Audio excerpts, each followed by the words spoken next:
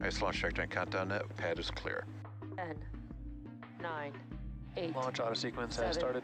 6, 5, 4, 3, 2, 1. Go for launch.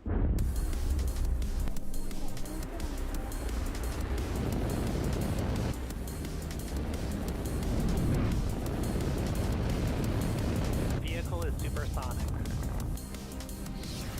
Stage separation confirmed. Dragon, separation confirmed.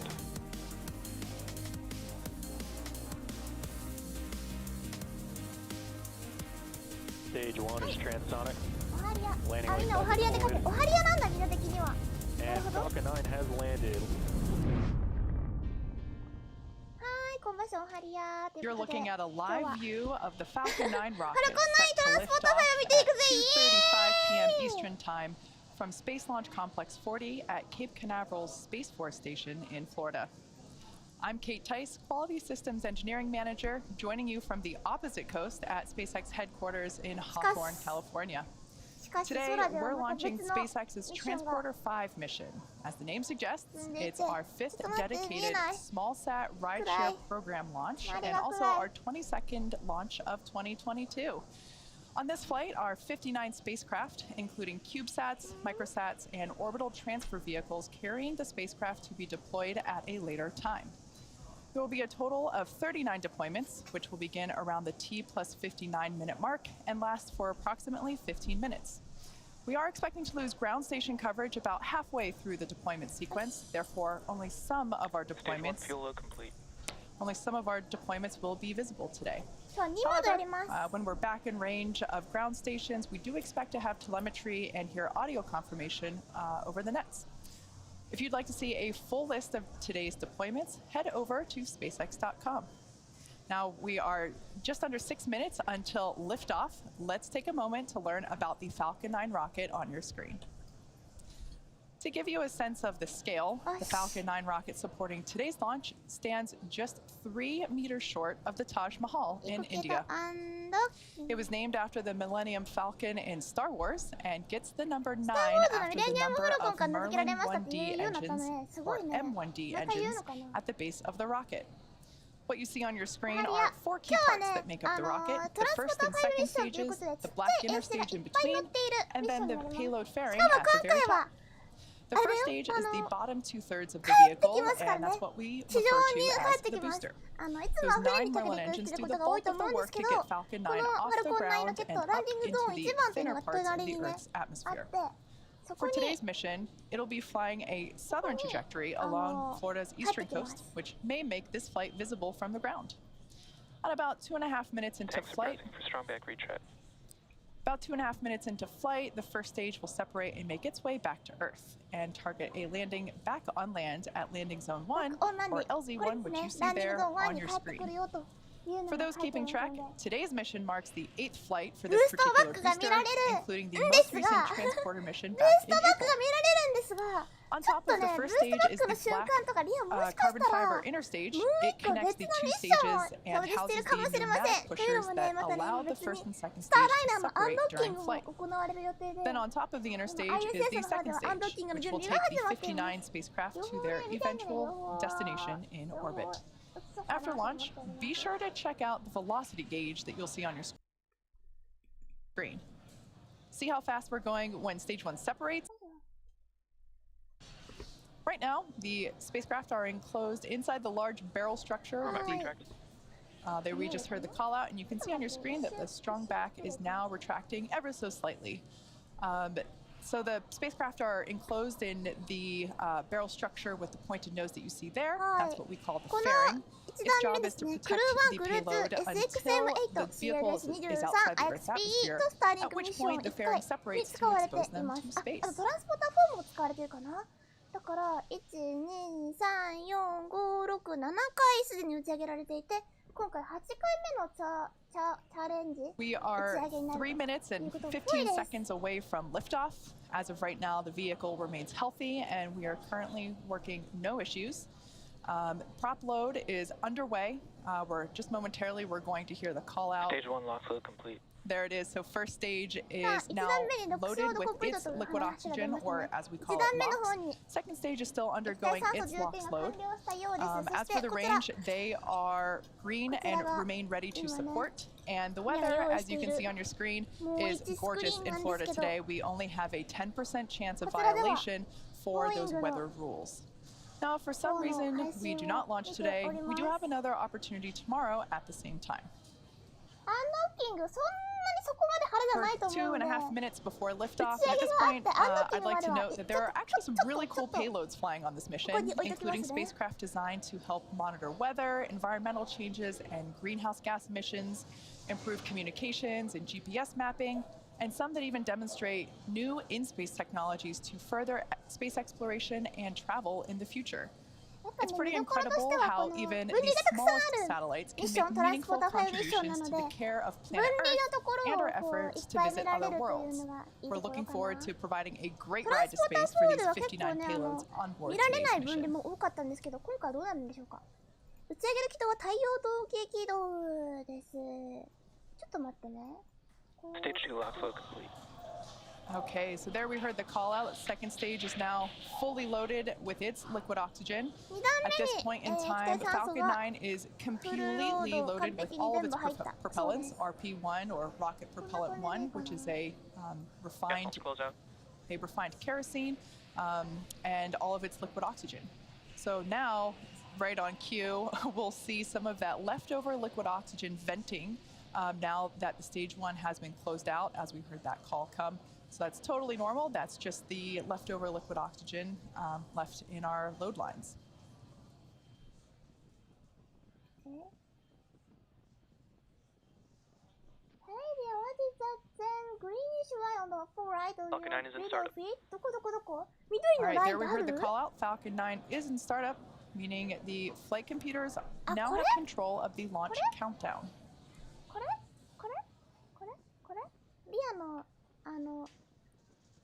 やつだわ。ごめん。 Go for launch. All right, that was our final go for launch coming from our launch director. So now at T-minus 30 seconds, all systems remain go for launch. Let's watch as Falcon 9 takes our 59 spacecraft into orbit. すごい慌ただしいですけど。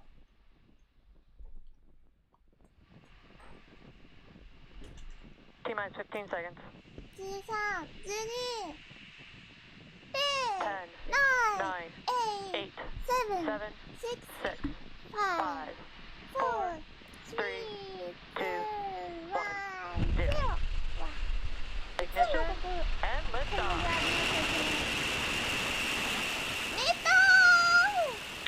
1D chamber pressure nominal. Vehicles reaching downrange. いってらっしゃい、リフトオフ。スターレールの方でかな。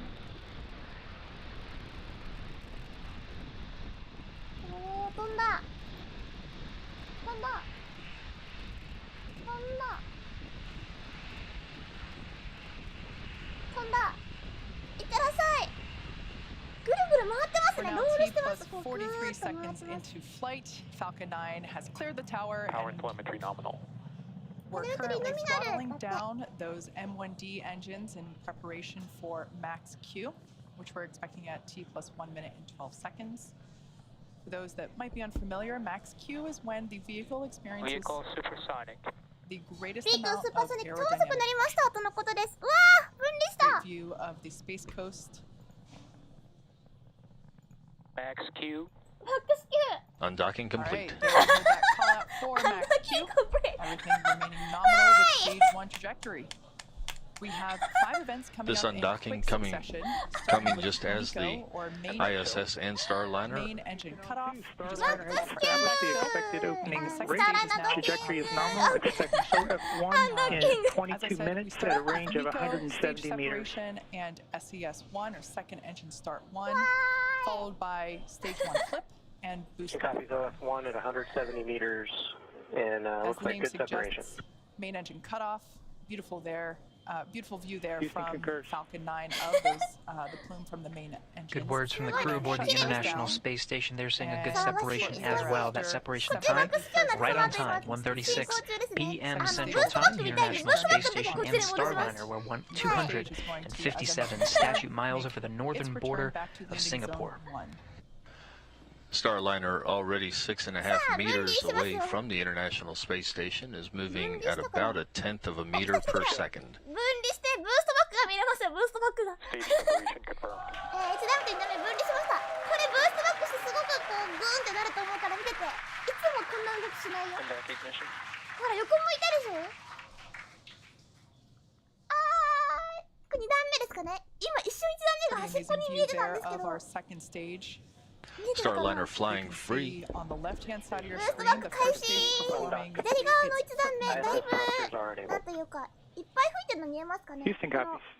これがいっ flip, ぱい of 吹いてる course, じゃ is ないですか。 required わ in ーっ order て。 to このいっぱい吹いて reorient るのは the、first stage 元 so that it 来た actually ところ flies に帰ろうと back してるんですよ toward ね。 Florida. 踏んできて、で、ここ Think で of it kind of like View a you're giant seeing here is from the ISS as they track the Starliner 分離し moving て、 away. こいつ Starliner 元のところに already 帰るんで、 12 meters away from the International Space Station, heading out to a position of about 170 meters, 170 meters when the outbound 風車がこれ。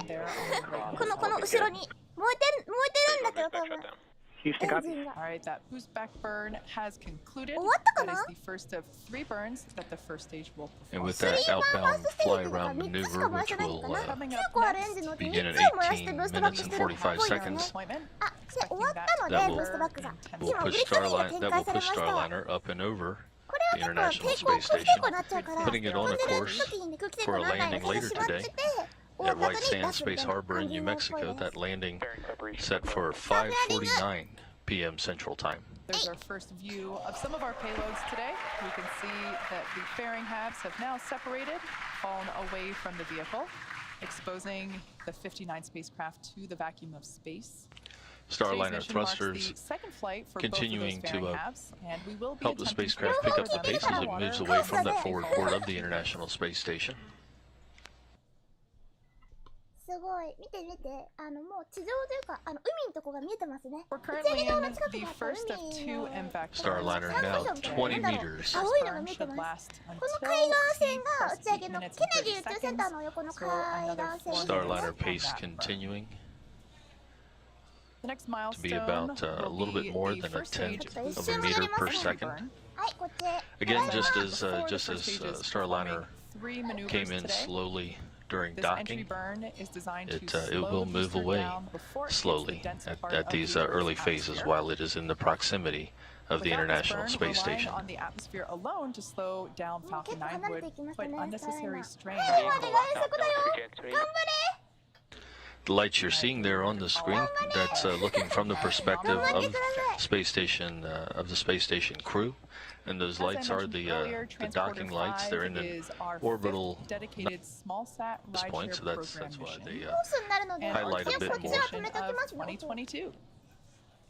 SpaceX is 映像だけ飛ばしてみま targeting しょう。 at least 3 dedicated レアリング rideshare が開 flights け to んのが sun-synchronous orbit per year. レアリング開け And る we の慣れすぎ also てよく offer なかった opportunities for a ride to リア orbit が on ね our こう Starlink missions, which launch every 完 couple of 璧だから weeks. もういつも開けてますからね Small この sats can この ride to レアリン space グ on SpaceX's Falcon 9, Falcon Heavy, あちょっとand バレーボールみたいな Starship 感じでこう in the not too distant や future. ってあげるといい感じなんですよ We're about 1 minute away from that entry burn. さあエントリー As バー you まで can あ see と on 1 the 分になり left-hand ま side し of your screen, た we have deployed the grid fins. ゼブ君無事に Falcon 9帰ってくる has といいね 4 of those 本当だよ hypersonic ゼ grid バ fins 大学乗 positioned ってま near す the からね top of the 帰っ first てくるま stage. でが FT2 頑 And 張 it's ってほ using しい nothing but those grid fins for steering ク as リ it アス makes ま its とめちゃん return から to 来た Earth. ありがとう That ご is ざ at い least ます until まとめちゃんいつ we もあ light り the がと center う engine for landing. You also might notice some ま white とめちゃん puffs まと here めちゃん and っ there. ているのかなわかんないけど Those are cold nitrogen gas bursts which help with attitude きっ control. ときっと言ってくれると信じてまとめちゃんありがとう To put deceleration into perspective, around 60 seconds away from landing, the first stage is moving about 2,000 miles per hour. Then, in less than a minute, we rapidly reduce the speed in order to prepare for landing. The first stage slows down to about 90 miles per hour when the Stage landing 2 legs FTS is saved. 完璧に slows down to about 90 miles per hour when the landing legs deploy. Stage 1 entry burn startup. 手が変だったわ。 All right, there we heard the call out that the エント entry リーバーが burn 始ま has りまし begun. た。 You can see that 1 on 個 the つけ left て、 hand その後 side 2 of 個 your プラスで screen. つけて、全部で3個つけて。 Again, this is the second of 帰 two ってきてます maneuvers performed by も the う first ちょっ stage とで today Vehicle is now in non-trajectory. for its return to 地上に帰っ LZ1. てきますからね、地上 As I に。 mentioned before, we are attempting to recover this, and it will be the 8th time for this Stage booster. 1 すごい entry burn shut down. And we're also targeting to 今の land at landing 今の zone 地上から 1. の映像だった First stage has just one more burn left, the landing burn. And that begins just before touchdown and provides the booster with a soft descent right before Stage landing. 1 FTS is saved. あれも治んないな。 Once we get through the clouds, you should have a pretty clear view of the Space Coast with LZ1, which is our targeted destination. 見えたおっしゃ、見えたぞ Falcon9 has 雲が 4 晴れて見え landing ました legs ね made of carbon fiber with aluminum Start honeycomb. terminal guidance. スターライナーの方に変 They わ are っちゃっ placed Stage 1 transonic. た。間違ったかな They're placed symmetrically around the base of the rocket, and they deploy just prior to landing. お as ー、 we'll see 激アツ momentarily. 見て見て、めっちゃいっぱい見える Stage 1 landing burn. All right, you can see that that landing burn ほら has ほらほらほ begun ら、めっ just ちゃいっ before ぱい見える Falcon9 lands. We're expecting こ the の中 shutdown の of the ここかな MVAC second stage. ランディング Uh, 版開 just 始 after landing, one of our 59 spacecraft will not separate from the vehicle will activate, and you should hear that call out over the nets. Let's listen in for these activities happening in quick sequential ね、こうやっ order. てぐるぐるぐるってしてるのよく見える。帰ってきたぞー Stage う 1 わ landing like ー MVAC す shut ごい down. うわー途切れねえ映像やばすごいめっちゃ綺 Stage 麗 1 landing burn. ナイスランディングす Outpost Mars ちょっと Level 待 1 って、 is ちょっとですかね、なんか activation 飛んでる。 Nominal orbital insertion. All right, 좀 as 내려. you just 좀 heard, 더 we had 내려, nominal 좀 orbit insertions. 그리스도네, We've got a good 좀. orbit 네. following that second engine cutoff.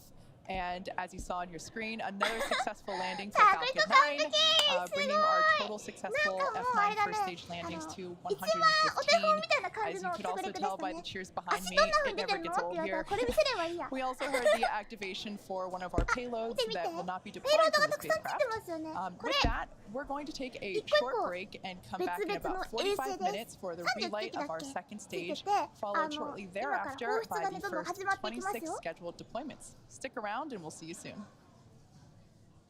すぐにね分離が始まっていくと思います安定感すごいねすごいですねちょっとこっち側の方にも見てみましょうかはい今ねスターリンクの方はまあいいとしてスターリンクじゃないやトランスポーター5の方はいいとしてさっき一瞬 Station after a on-time undocking. They're just such a こんなの映ってましたね ISS の映像でしょうかね ISS 側の方が夜になったっぽいでなんかいつも出てる画像認識的な感じかな Starliner now ここに crossing 希望が 50見えて meters, 50 meters away from the International Space Station, 4 backs away from. ですかね ISS のドッキング部分がここですねで希望のところがあってこれが多分画像でこう認識している様子なのかなであとここがくっついていた元の ISS のドッキングポートでこれが遠くから見て今離れていくところの ISS がこう円形でね見えてる感じですねエッジ検出こんなことしてるんだよなんかこうそうっぽいんだよねなんかね色がピピピピってこの周りに出るんですよ One that Starliner will use throughout the rest of undocking today, 両方ね and 見てちょっ then と to 分 follow から the なかったん course ですけど to a landing at White Sands later. You can see from this monitoring tool some of the reaction control system thruster firings to keep the Boeing Starliner on a steady course straight out from its where it was docked for the past 5 days to the International Space Station. You can see at the top left of this monitoring tool, it's about 63 meters away. We're heading to about 175, just on the outer edge of the keep out sphere. and will perform that outbound fly-around maneuver to swing above the International Space Station, hugging that keep-out sphere, just about 175 to 200 meter marker around the space station until we get essentially right above it on what's called the R bar. If you draw a vertical line straight through the International Space Station, it'll go right to that point. You can see on this graphic to about the number 4. There's another burn called the departure initiation burn that allows it to swing. Just letting you know that everything is still looking really good.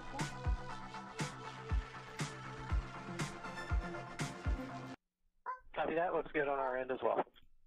見てる見てる、いやそれ見てる見てるです。見てますよ。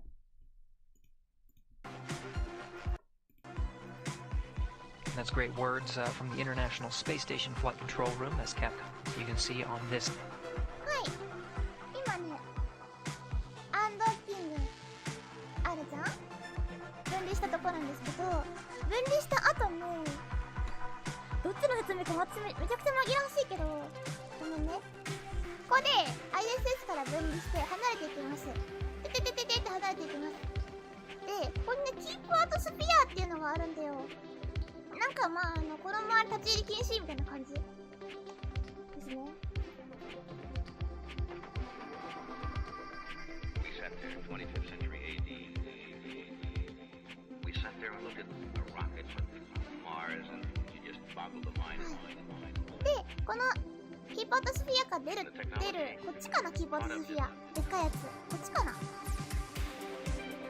っちかなこっちかなこう来て、外に行って、で、アウトバウンドフライアラウンド周りをくるっと回るような感じで飛ぶのかな。その後、デパーチャー、エントリーカバー、クローズって書いてますね。頭のところにね、パカッて開いているドッキングポートの蓋みたいなやつがあるんですけど、あれを閉じてあげます。あれを閉じた後に、今度は、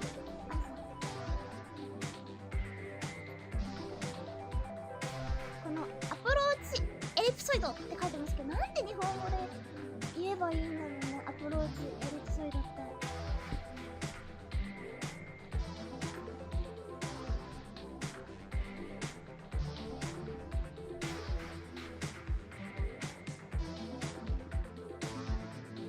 このね、なんだろう、アプローチエリプソイド、アプローチ用のエリプソイドだから楕円球この中を出る。その後、こう、介護ドラゴンとかと同じで、この火を集むみたいな、この下のところの部分を取り外してポイして、そしてその後大気に突入してパラシュート開いて、その後降りてくる。そんな感じになってます。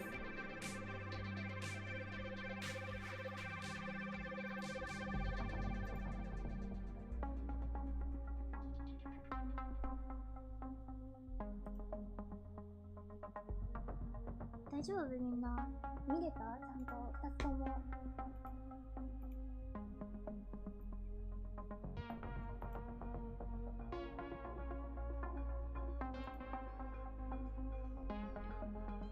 二元中継すごいありがとう。両方落ち着いちゃったかな。落ち着きましたね。じゃあね、慌ただしくて見られなかったかもしれないので、こっちの分離の瞬間を流しましょう。まずStation is flying. スターライナーちゃんこんな感じで、ちょっとなんかめちゃくちゃツンツンに見えますけど、こんなツンツンじゃないと思うんですが、こんな感じでいます。レッキングっていうところが ISS のなんていうの、希望パートの横ですね。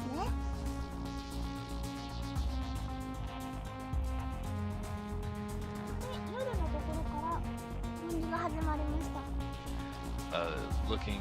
Seeing her through the window there, you can see the signature scarf, and of course the outlines of the helmet of the Starliner spacesuit.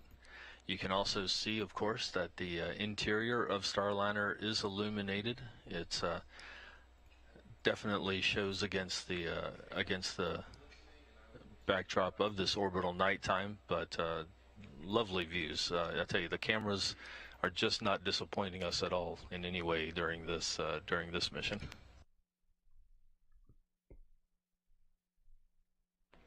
Teams here in Mission Control Houston, the International Space Station Flight Control teams and Starliner teams still tracking and on time undocking. And that's about 10 minutes from now. This window is one of envy, I believe. It is the window in front of the commander seat of the Starliner spacecraft. That commander has a wonderful view right out the window, right the forward window, so they can see a lot of the action going out in front. Rosie gets that lucky seat for this Orbital Flight Test 2 mission.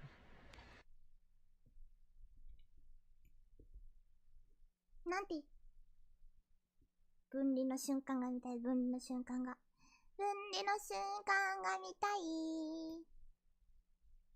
眠たみ？眠たみの後寝てもいいですよ。どっちかっていうと朝7時台に着水じゃないや、着陸があるので、このスターライナーの着陸見るために寝てるっていうのでも全然いいと思いますよ。Quick update on time. Everything's still moving towards that undocking by Starliner at 1:36 p.m. Central Time, 2:36 p.m. Eastern. The command to undock will be sent up to Starliner in a little bit more than 6 minutes from now. That's the authority to proceed, followed by a relative to each. この辺かな？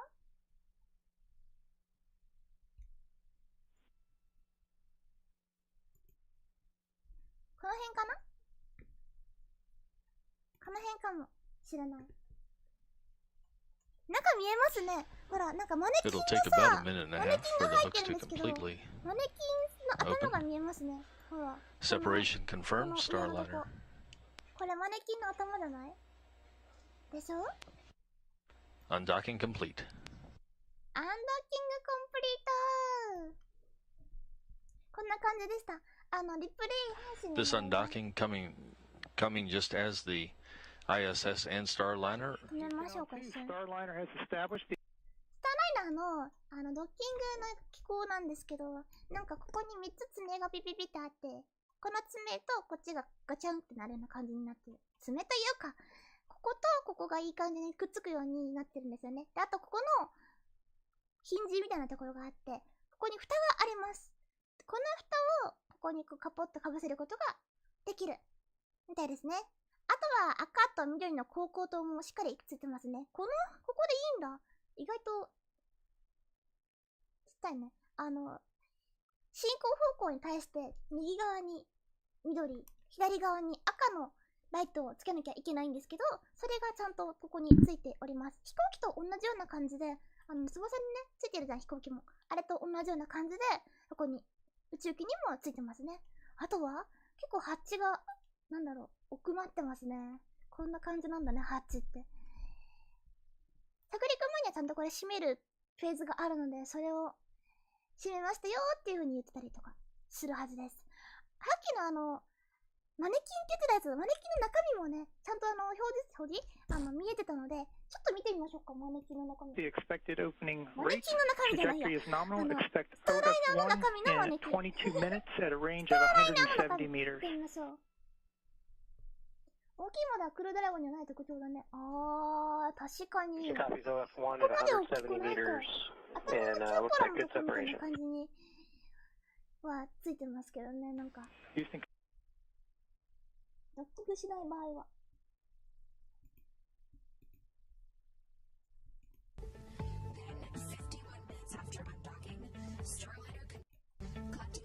Back over across the hall to Starliner Mission Control, where Gary and Steve are going to continue walking you through the mission. Expectations of launch, fantastic views. That's Rosie the Rocketeer. On Thursday, I'm sorry, May 19th, and heading into that perfect path to reach the International Space Station. You can see that roll maneuver. That was pretty cool outside of the window. The Atlas map perform that roll maneuver on the way. Now you're seeing inside, of course, the cargo strapped down, and you can see the vibrations of launch. Fantastic views. That's Rosie the Rocketeer inside, the anthropometric test device that's inside. And of course, we got Jebediah Kerman, you see there, in the other seat. The two passengers of this uncrewed test flight experiencing the ride aboard the Atlas V. Fantastic views. And of course, all the fans of Kerbal Space Program very excited to see the mascot Zero-G fly up there. Got a great look at him. He had a great flight. I think, and we know from what the crew of the space station told us that he wanted to see a lot of the space station itself as well. He had a chance to get out of the seat a little bit. Now, these recorded views are from shortly after hatch opening on Saturday, May 21st. That was Cho Lindgren and Bob Hines. They were the ones to actually open up the hatch and get those peeks inside and get to meet Jebediah and Rosie the Rocketeer for the first time in space. It was Bob Hines who was the first Got it. That's inside, and of course we got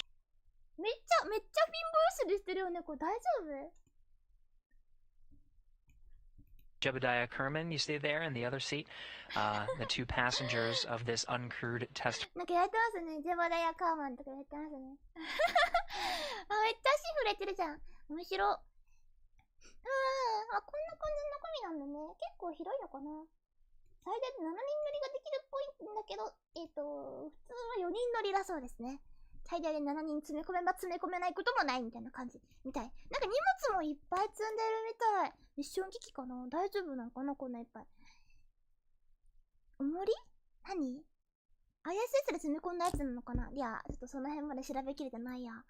いい感じにいっぱい入ってますね。てか、ジェブがさ、ちゃんとさ、一人分の席をさ、使われてんのやばない？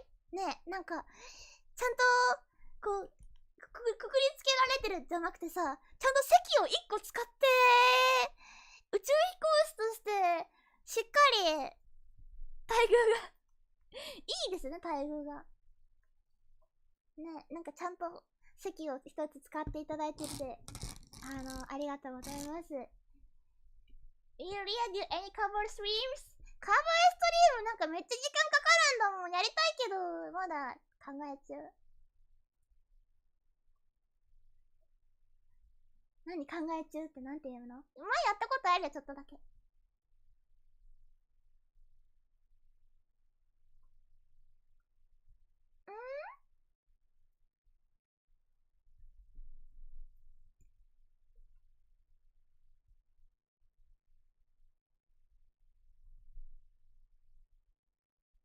アンダーコンステレーション。なるほどね。アンダー使うんだ。中なんだけど下なんだ。真ん中だけど下なんだね。へえ。なるほどね。こんな感じでしたね。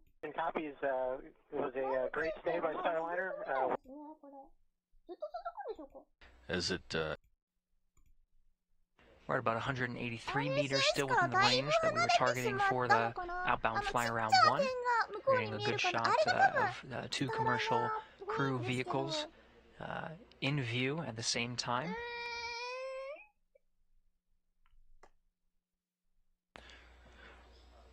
Rendezvous officer reporting that the targeting coordinates for the outbound fly around 1 burn have been sent rather to the Boeing Starliner spacecraft.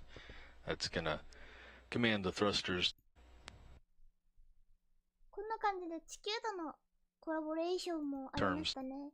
Be followed by the 綺麗、めっちゃ綺麗。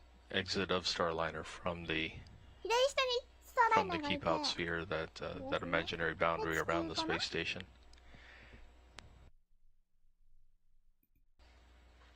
Getting beautiful views from the International Space Station cameras. Again, these 3 dots that you see is the Starliner spacecraft. We are in an orbital nighttime. Starliner and the International Space Station are 267 statute miles over Tasmania. They're about to cross over the Terminator line, so we are seeing the horizon of the Earth itself as the sun is about to rise. Everything looking good on this beautiful shot here as we head out to the orbital outbound fly-around maneuver. Teams here in Mission Control reporting good performance of the Starliner spacecraft. It's heading where it's supposed to go. Watching all of that from the space station perspective, Leah. That's right. Thanks, Steve. We have just crossed over the keep out sphere, as you heard mentioned. That's that 200-meter invisible sphere around the International Space Station. It helps flight controllers here on the ground monitor the arrival and departure of visiting vehicles, whether or not they have crew on them. Another one of those boundaries is known as the approach ellipsoid, or the AE. And of course, we aren't scheduled to cross through the AE for another about 34 minutes. And that is a 2-kilometer by 2-kilometer by 4-kilometer invisible boundary. Again, it helps teams monitor the visiting vehicles that come and go to the space station.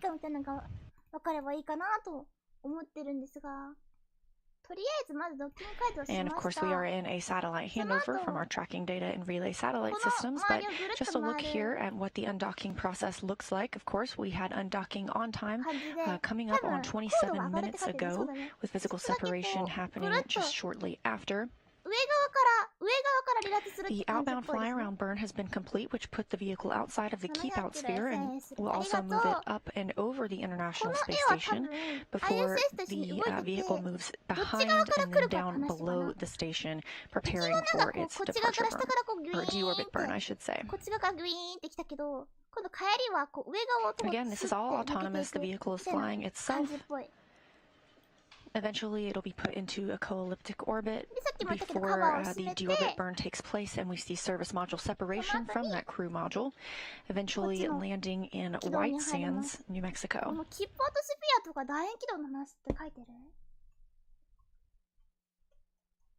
Things are still looking good over here in the International Space Station Flight Control Room, just right across the hall from the Starliner control room that you see on screen. Teams here in the Space Station Flight Control Room will continue to monitor the vehicle as it, and you can see it moving up and over the space station now, but teams here in the Space Station Control Room will continue monitoring the vehicle as it moves toward the approach ellipsoid and through its exit. And once we reach that point, joint operations will cease, but teams will still be watching and cheering for Starliner as it targets its landing. 速度を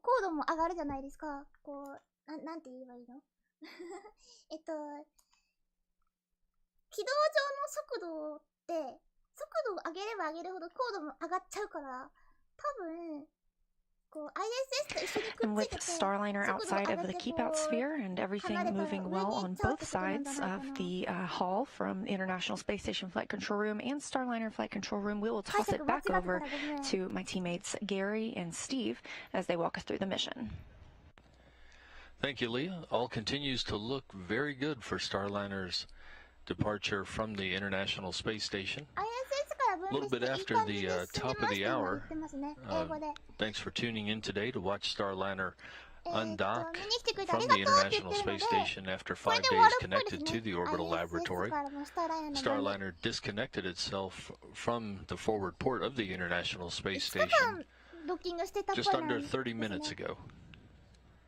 Right now, Starliner is about 205 meters from the space station. It is on a path to go up and over the space station and get on a course that that will lead it to a landing later today at White Sands Space Harbor. Go ahead, Roddy, with you on two. We just wanted to make sure you saw that the cleaning is complete, so we can do the ground steps for activation, fan activation. たくさん見に来てくれてありがとう。あ、46人を見てくれてありがとう。やっぱ深夜だからかな。終わったかな？ OST2。はい。じゃあ、このスターライナー OST2 アンドーキングカバレッジはここまでかなーって感じですかね。こんな感じでくっついてたよっていう図も出てましたので見てみましょう。ISS がこうダダーンってあって、今まで結構いろんな打ち上げ見てきたんですけど、一番パッとわかりやすいのが、さっきもちらっと見てたね、クルードラゴンのとこですかね。フリーダムっていう名前のクルードラゴンがここにくっついてます。で、希望がここにありますね。外にマクロパレットがあって上にの実験のこのモジュールがここにあるってやつ。で、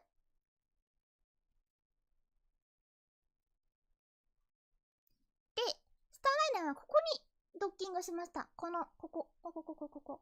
割とクルードラゴンとかもここら辺にドッキングすること多いですね。このポート。めちゃくちゃよく使うポートです。で、ここにドッキングして、で、また外れたっていう感じかな。で、いっぱいね、これ以外にもついてて、プログレスとか、シグナスとか書いてるけど、補給船がくっついてたりとかしました。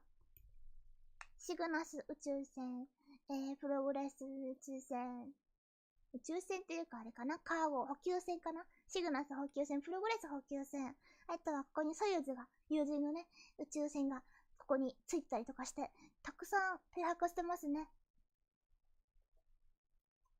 それからなんか今日、ドラゴンの初めての ISS ドッキングから10年みたいなツイートを見たんだけど、本当？ではその時の宇宙開発全然リアタイしてなかったから、そうなんだって思ったんだけど、すごいね。10年の時を経てって感じかな。処理くっついてるのすごい。いっぱいあっていいよね。ね、STB も一緒にこうくっついてほしかったな。新しい STB もまたくっつくとは思いますけど。ISS の前側にスターライナーがくっついているから、前方に逃げる軌道制御を行ってしまえば、途中で制御を失っても勝手に離れられます。なるほどね。下へ行こうとする軌道制御中に制御を失うとぶつかっちゃうから。なるほど、なるほど。やっぱそういうことなんだよね、多分。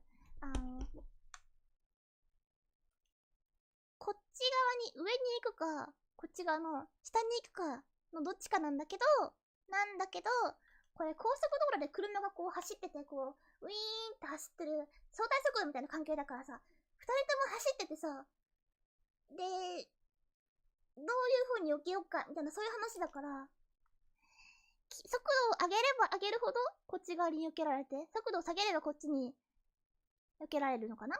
けど、こっち側に避けようとすると速度を下げる方向だし、ぶつかりやすいみたいな感じかな。多分。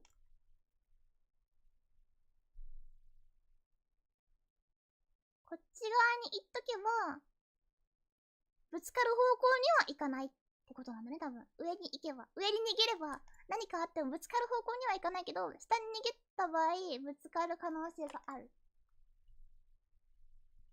うん。逆に、こう、やってくる側はこっち側がいいんかな、やっぱりそしたら。絶対にこう下から来て上に逃げるみたいな感じなのかな。毎回そうなのかな。このソユーズとかも、シグナスとかも、そんな感じなのかな。シグナスは切り離してこう落ちるよね。その時とかってどうやって外してるんだろう。あんまりそういう軌道制御みたいなの出てこないから。知らないこといっぱいでワクワク。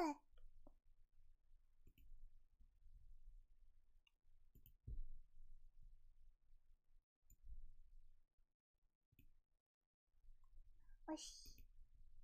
で、次は、ISS の方はもう、そろそろ終わりそうかね。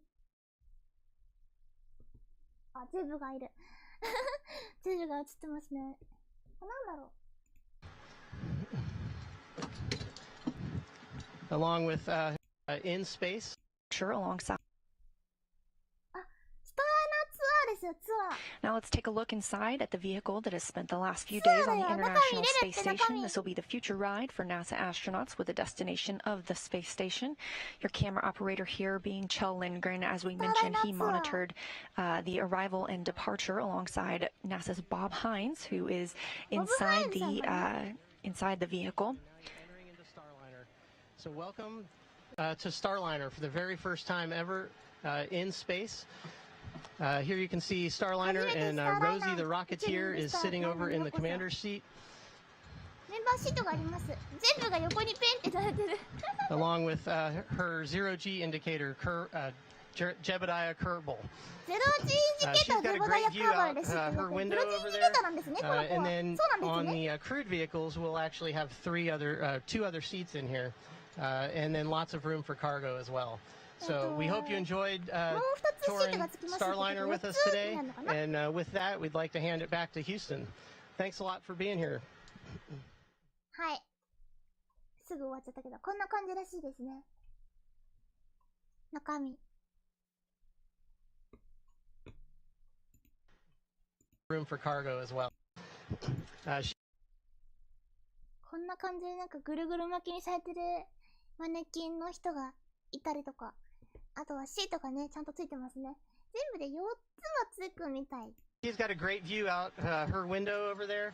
And then on the crewed vehicles, we'll actually have two other seats in here, and then lots of room for cargo as well.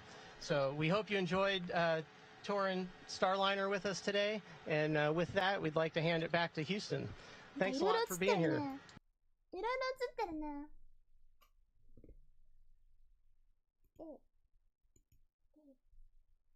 スターライナーのシートは結構ざっくり設計してるけど、オーダーメイドじゃないのかな。いや、どうなんだろう。オーダーメイドかどうかは、リアもこれ、あんま聞いたことないや。けど、結構なんか、どのシートもオーダーメイドだよね。オーダーメイドというか、その人に合ったカスタムメイドだったっけ、なんだっけ、なんとかメイド、なんだっけ、オーダーメイドってなんか呼び方じゃなくて、なんだったかな、なんかよくわかんない。忘れちゃったんだけど、なんか、自分のに合った、その人に合った椅子になってたりするらしいんですよね。多分ソユーズもそうだと思うし。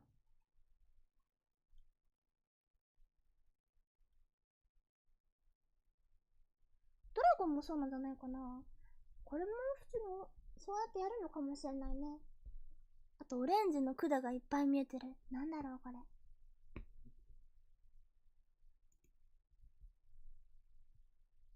頭のところも結構ざっくりですね。これは、ヘッドレストかな。こんな感じのやつでいいんだ。クッションとかないけど大丈夫なのかな。頭のとことかね。接近するときに下から行くのは単純にエネルギー効率がいいからかと思います。あー、やっぱそうか。上から行くとその分加速しなきゃいけないからね。上に飛んでるやつにこう、追いつこう、よっしゃ、来たぜっていう方がやっぱいいよね。上からこう、追いついた、追い越した、よっしゃ、来たぜってするよりは。確かにそうだよね。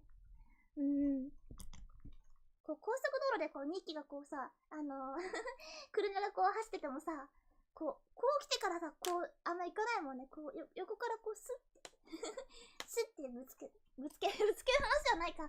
ごめん。カスタマイズとカスタムメイド、スペシャリーオーダード。カスタムメイドで合ってんのかな？カスタムフィット、カスタムでいいのかな？カスタマイズ、スペシャリーオーダー。合ってそうかもしれない。カスタム。理解した。カスタムメイド。ありがとう。ちょっと待っててね。めっちゃ熱くなってきた。は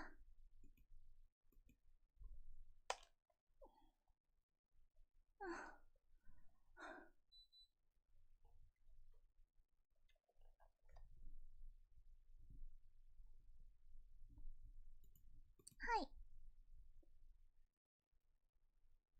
それ以上の座席は今わかんないけど、宇宙服着て石膏型みたいなの撮ってそれで成形してたっぽい。宇宙服着た上でそれで石膏型撮ったらさ、宇宙服の着心地でちょっと変わるくない？毎回。そんなことないんかな？大丈夫なんかな？工事以下と無重力空間両方でのエルゴノミクスってなんだろう？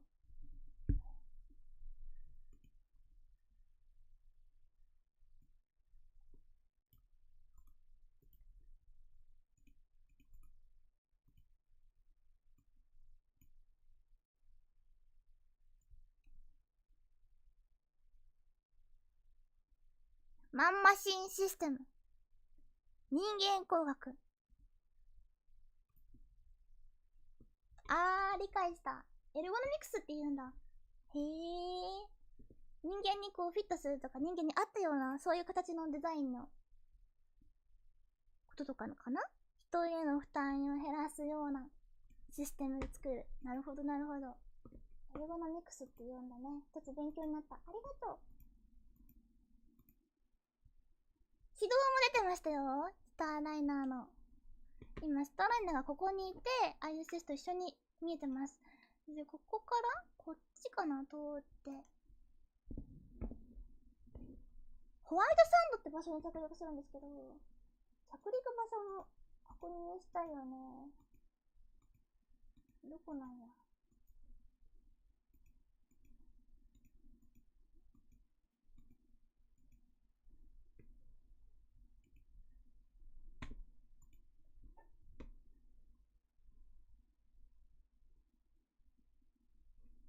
一瞬じゃあこれを止めて、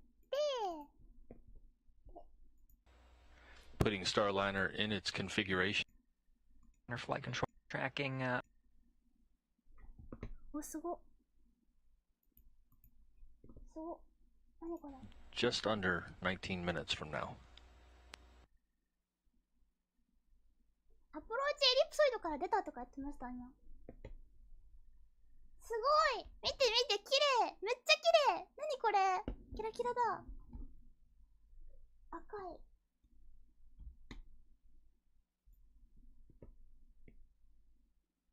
Its configuration. Flight control. Seeing Starliner in this image from another camera on the International Space Station. Starliner is Station Houston, space to ground 2 for Starliner. DI burn was nominal. Expect approach ellipsoid exit in 22 minutes. 22 minutes って言ってるね。Copy, thanks. この何こうキラキラ入るやつってフレアだよね。これって So with that, we're tracking approximately 2:36 レンズのせいなのこれ。 as the estimated time for the Starliner spacecraft to exit the approach ellipsoid. Again, that is a significant marker. Exit approach ellipsoid again って言ってる。だからアプローチ用の楕円軌道に離脱。わかりやす。わかりやす。わかりやす。見て見て見て、楕円軌道離脱してるわ。本当に離脱してるわ。ドッキングカバーが閉じられたみたい。ありがとう。なるほど。これですね。これ、原点に ISS があります。で、こっち側に抜けたのかな。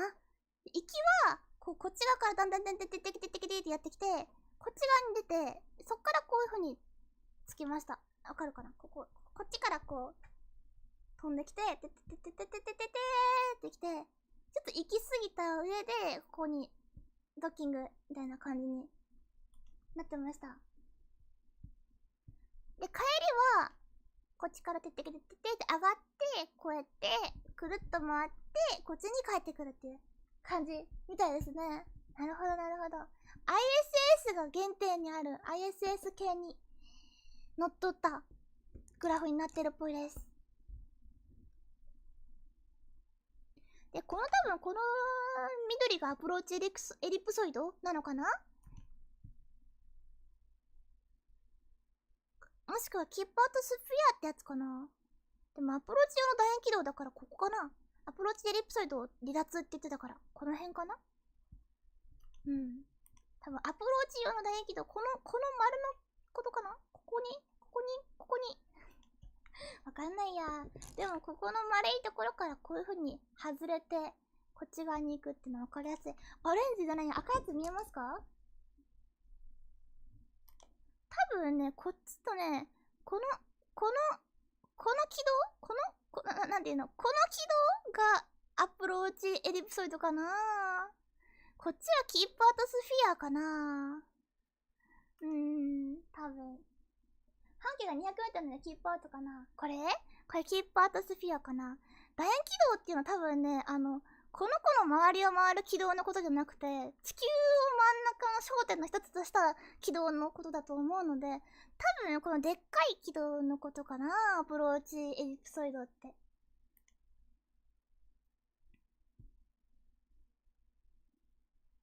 ね、アプローチエリプソイドって難しいね。キ軌道のことなのかな。スフィアって言ってるからね、この球体みたいなことを。こういうなんか丸いこうなんか、こういうのを思い浮かべてもらえたら、多分それがこのスフィア、キープアットスフィアかな。立ち入り禁止区域的なやつかなと思われます。見えるかな。これじゃないよね。どれだろう。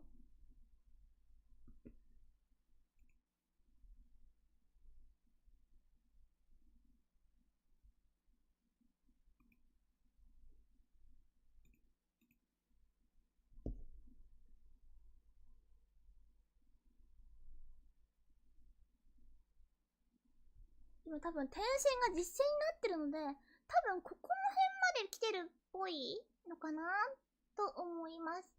わかんないけど、この辺まで実線になってるような気がする。ここから先は点線なので、予想の軌道なのかなと思います。じゃあ、一旦このアンドーキングの方は終わり。いっ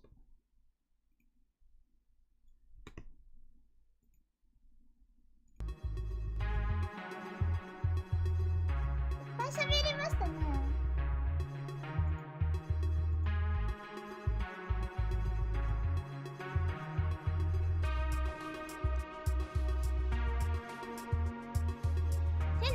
手長いんじゃないんだよ。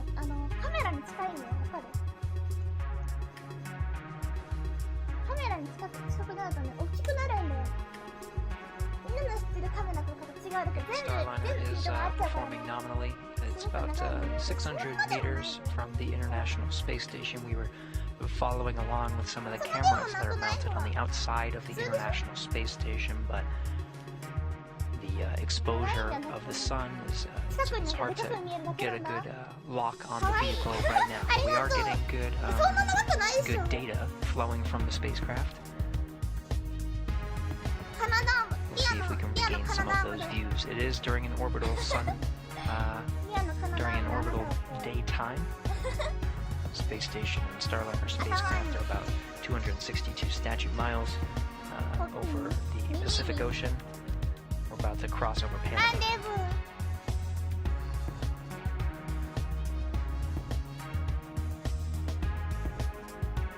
口動かなくなっちゃったんだよね。残念ながら。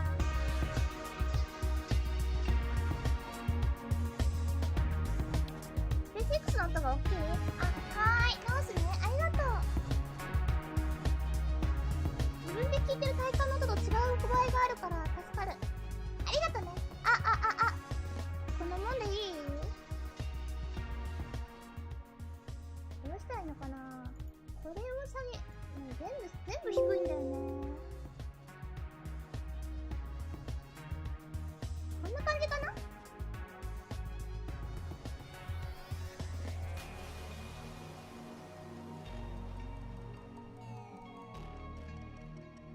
デプロイは映像無理かな。なんかさ、そうなんだよね。なんかちょっとヤバそうなとこ通りそうですよね。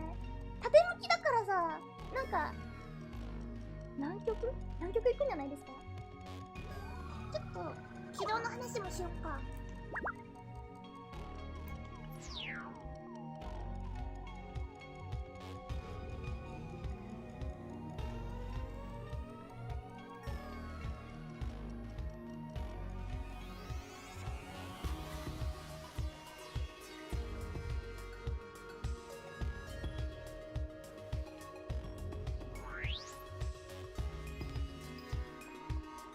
Propulsion officer reporting 12 good crew module jets. The team just did a quick hot fire of those crew module jets. They are the very small RCS thrusters.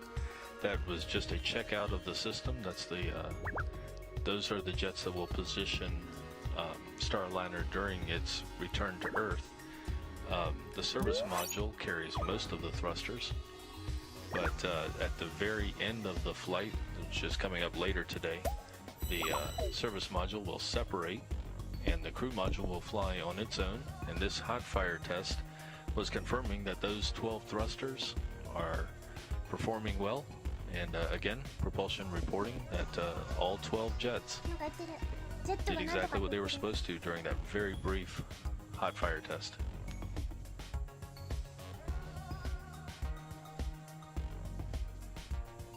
吹いてますね。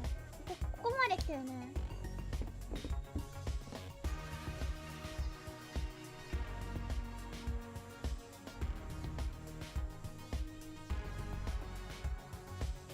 南極越えてきた後かなって。確かに南極越えてきた後っぽいわ。先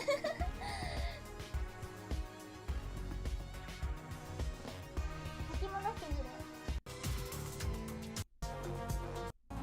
ここですね。ここで南極の上通ってますね。見えるかな。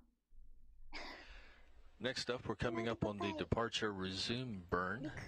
That is going to come up in 1 minute 43 seconds. 南極大陸だ、この下。ここの下。見てるとね、面白いよ。こう、アメリカ大陸の打ち上げ車上を、こう、まさかのこっち向きに飛ばしてるんですよね。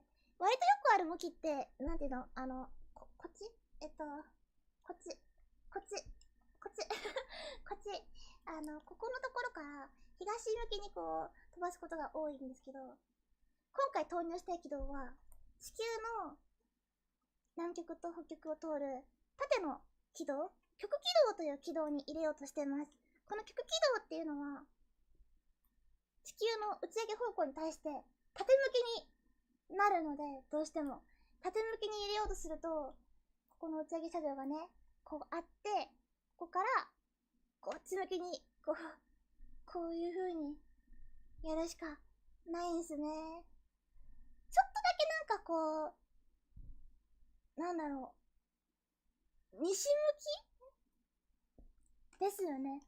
西向きに投げてるの結構珍しいかもしれません。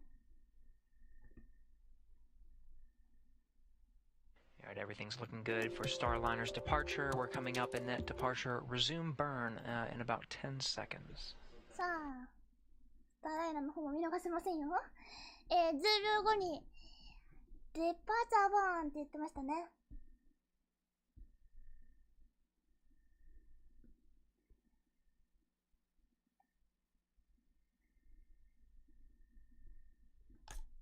多分ここまで来てて、この軌道からこっちの軌道に入るための、なんていうのかな。こっからここの丸とさ、違うっぽいんですよ。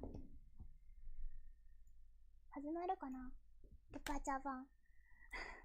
てか、両方被ってて草ですね。こっちの燃焼もあともう少しなので、楽しみ。多分、ここからここまでの軌道と、こっからこっちの軌道って違う、なんていうの？違う理数。違う半径だと思うんですよね。And we did pass the departure resume burn milestone. Flight controllers, the rendezvous officer, very happy with the trajectory of Starliner as it makes its way towards exiting the approach ellipsoid. Things looking good for Starliner's departure from the International Space Station. We're still tracking an exit of that approach ellipsoid in about 6 minutes or so. Who have recently joined, we've had a nominal mission so far with an on-time liftoff at 2:35 p.m. Eastern. Currently, we're awaiting the relight of our MVAC engine. It will be a quick 3-second burn. And you know, we talk, as we mentioned a lot, we talk a lot about the machines, we talk a lot about the spacecraft and mechanics of orbital flight and everything like that. And, you know, none of this gets done without people. It takes a lot of folks to do stuff this complex. And one of those folks is having his last shift during today's Starliner return. It's very faint, but we did hear confirmation of good orbit there after that quick relight of the second stage engine. This is our 5th dedicated rideshare mission and SpaceX's 22nd mission of 2022. Falcon9 lifted off at 2:35 p.m. Eastern from Cape Canaveral Space Force Station and had a successful stage separation, landing of the first stage at LZ1, which marked our 115th recovery of a Falcon 9 first stage booster. We also successfully completed 2 second stage burns, the most recent one you just saw. For those of you who might not be familiar with our transporter missions, SpaceX is targeting at least 3 dedicated rideshare flights to sun-synchronous orbit per year, and we also offer opportunities for a ride to orbit on our Starlink missions, which launch every couple of weeks. Small sats can ride to space on our Falcon 9, Falcon Heavy, and in the not-too-distant future, Starship as well.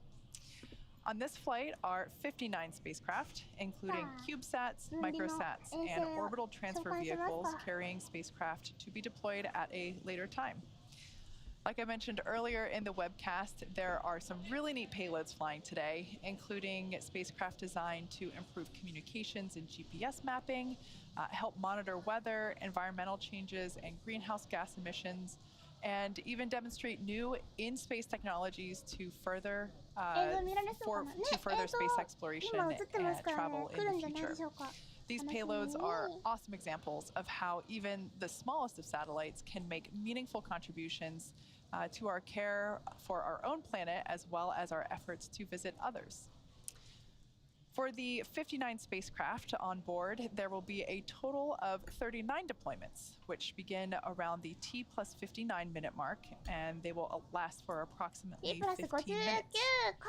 As I mentioned earlier, we are expecting to lose ground station coverage about halfway through the deployment sequence, so only some of our deployments will be visible today. We do expect to have telemetry and hear audio confirmation over the nets when we're back in range of those ground stations. For the payload deployments set to happen during a blackout period, we will lose live camera views and telemetry. But once we regain that ground station coverage, we'll be sure to come back live with updates on those deployments. Acquisition of signal, Bangalore. It's also worth mentioning that because many of the spacecraft are being deployed in groups or quick succession, therefore we may not be able to confirm every deployment in real time, but you should hear most of those deployments called out by the operator on console. But for any that we don't hear in real time, we'll try to provide updates by the close of the webcast. If you want to follow along with the list, you can check a full one out on SpaceX.com. For now, let's listen in as deployment sequence is about to begin.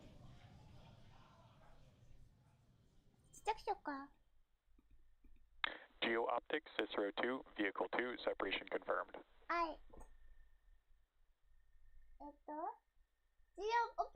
Shared sat, 2141, separation confirmed.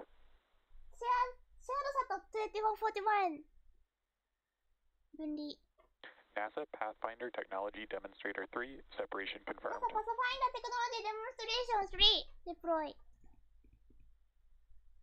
Lemur 2, Karen B, separation confirmed.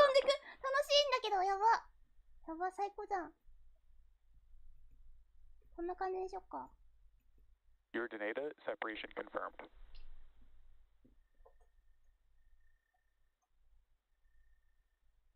Geo Optics, Cicero 2, Vehicle 1, separation confirmed.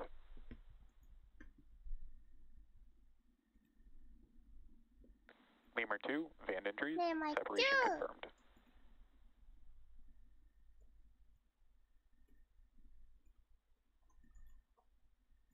Spart 2, separation confirmed.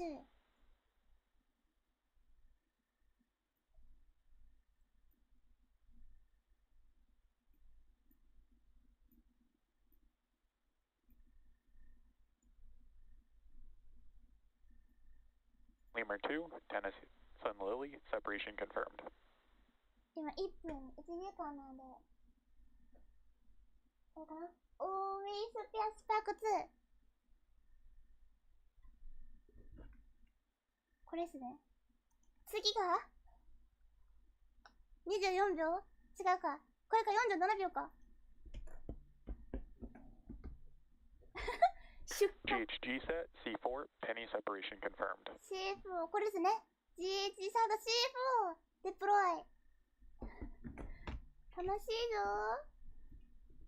Planetum 1 and Spin 1, separation confirmed. これですね Planetum 1 Spin 1 デプロイ Lemur 2, Handcom 1, separation confirmed. 次これすごい楽しい見えて最高。今どういう状況なんですか？ GHG set C3 Luca, separation confirmed. 今これですね。たくさん衛星を積んでいます。ちっちゃい衛星がいっぱい積まれていて、いろんな企業とかいろんな大学とかいろんな人がこう乗せているやつがあって、それをなんかいっぱい詰め込んだだけの荷物がいっぱい積まれたトラックみたいな感じなんですよね。一個ずつ分離するっていう感じです。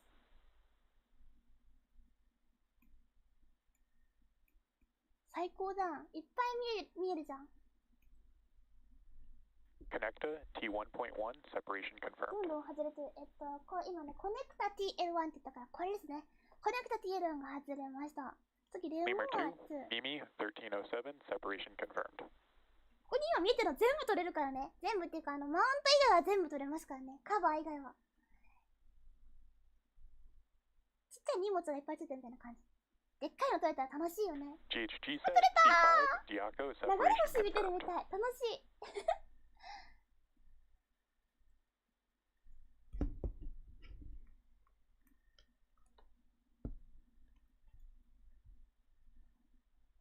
今1分2なので、次が多分、これかな？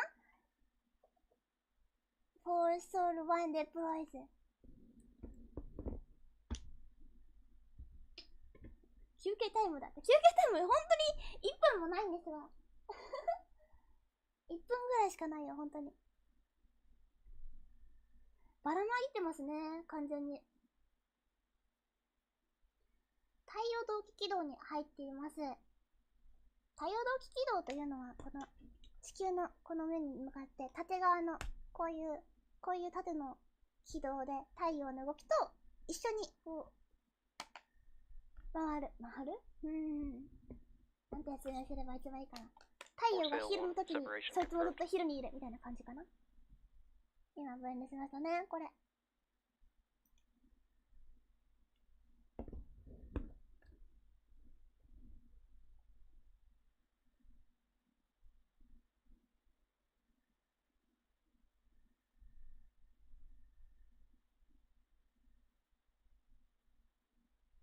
コンバーションです。コンバーション来てくれてありがとう。ロケット、そして SF 分離です。Space Centauri 5 separation 取れた。今これかな？スペース、センタウリ 5？ センタウリ5。次はこれ。CNCE V4 and CNCE と CNCE V5 separation confirmed. 5？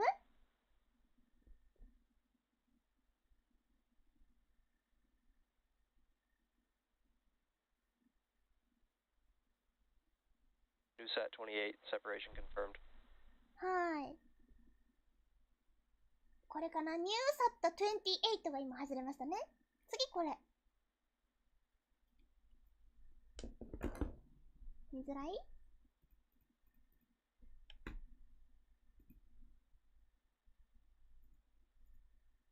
Sherpa AC1 うわ、取れた！ separation でっ confirmed. かいの取れた！うわー、楽しい！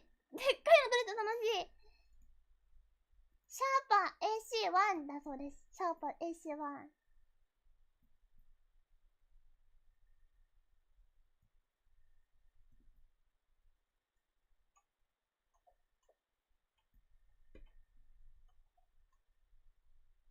次が、バリサット 1C ってやつだよね。Expected loss of signal, Malです。もうちょっとで、ロスオブシグナルとか言ってるけど、大丈夫かな？モデルでのロスオブシグナルかな？今は大丈夫っぽいね。モデルでのロスオブシグナルらしいです。次これかな？ Verisat 1C separation confirmed. バリサット 1C、次 AMS。花火みたいじゃない？なんか、お、来た！お、打ち上がった！ 4号玉みたいな。AMS separation confirmed. でっかいやつ分離すると嬉しいよね。なんか、AMS 分離しましたね。次、ブロンコサット1。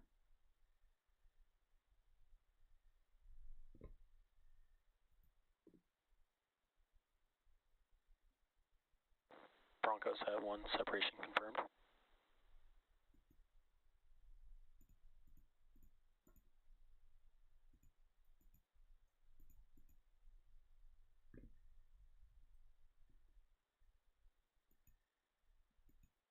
宇宙送衛星も、そうなんだ。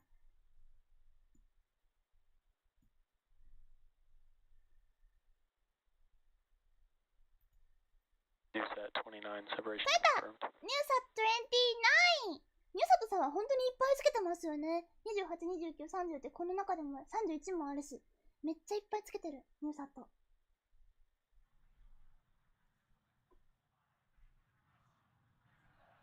That confirms our first set of deployments today. All 26 have been verified as separated. We're now entering that blackout period that I mentioned.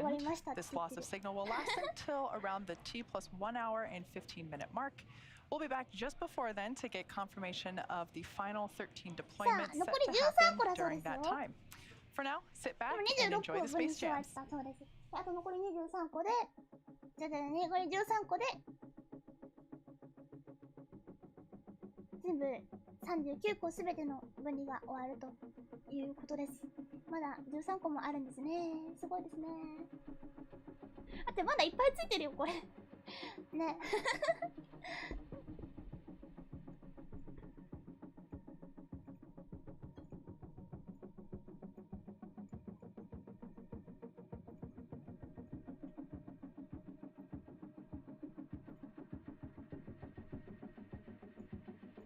めっちゃついてるな。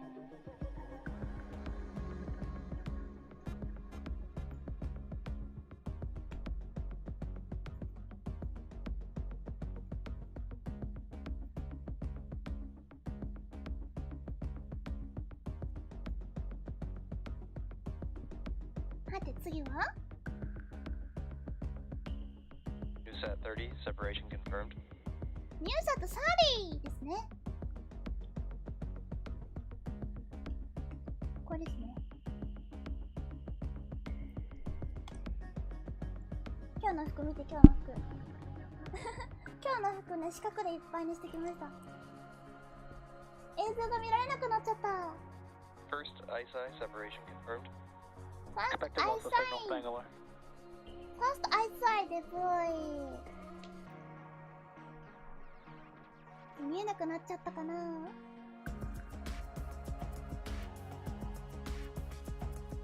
いっぱい外れるとこもしかして全部見えないですか？いっぱい取れるとこ、大きいのが撮りたいんだけどねえ。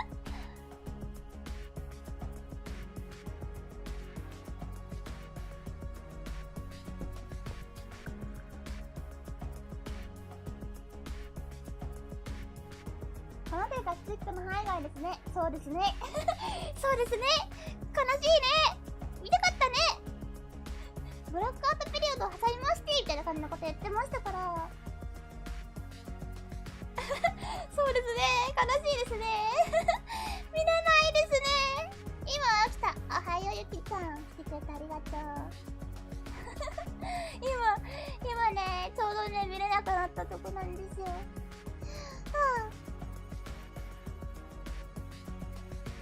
見たかったけど仕方ない。ねえ、見たかったね。これどこ飛んでんのかな。はい、今ね。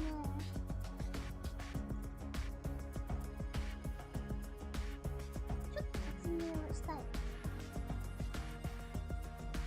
地球があります。ロケットからの切り離し段階ですか？そうです。衛星の分離の段階です。今はそんな感じなんだ。次の衛星が分離されるけど見えない。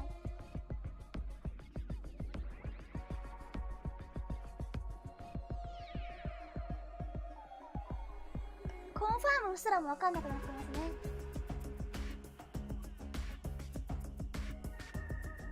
今ねコンファームを言わないのは確認が取れないからです。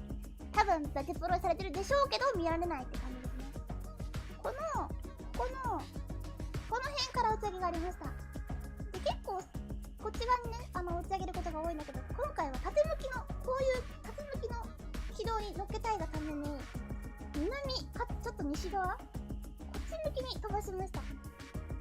でこっち側に徹底で飛ばすと何が起こるかっていうと、こ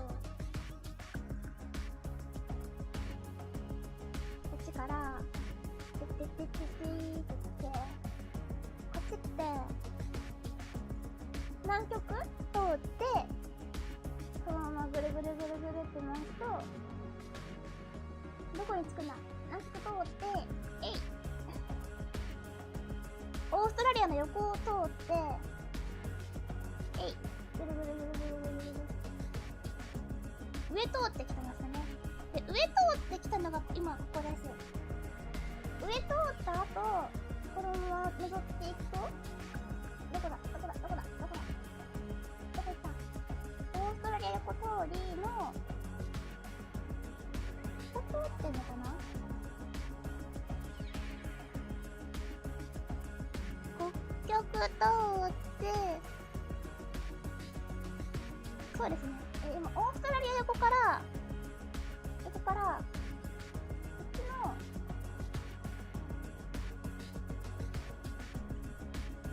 っちの、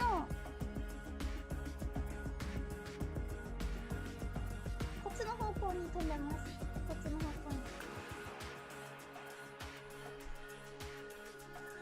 なので、見えるかな？今から北極に行く方向かな？こっち向きに多分、この点が動いていくと思うんですが、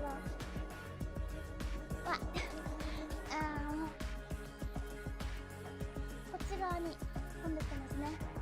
北極越えたら分離が確認とかなるかなと思うんですけど、どこまで行けば地上局から聞けるのかな。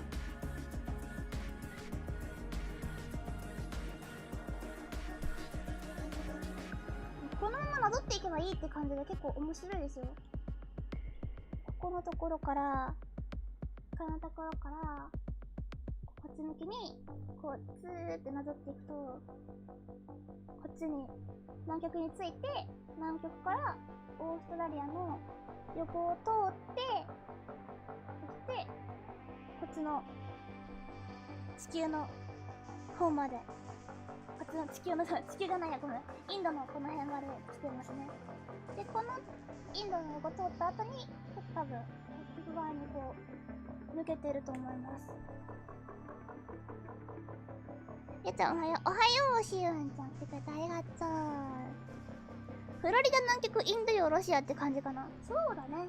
フロリダから、まっすぐ南極の方向に向かって飛ばして、南極通って、南極の上通った後に、オーストラリア横の、ところを通って、インド洋の方向に行って、今はロシアとかの領空を越えて、そろそろ上の方に来てますね。アートオブレンジオブエニーグランドステーションで、そうね。地上から見えない範囲のとこにいるんだよね、今。ありがとう、教えてくれて。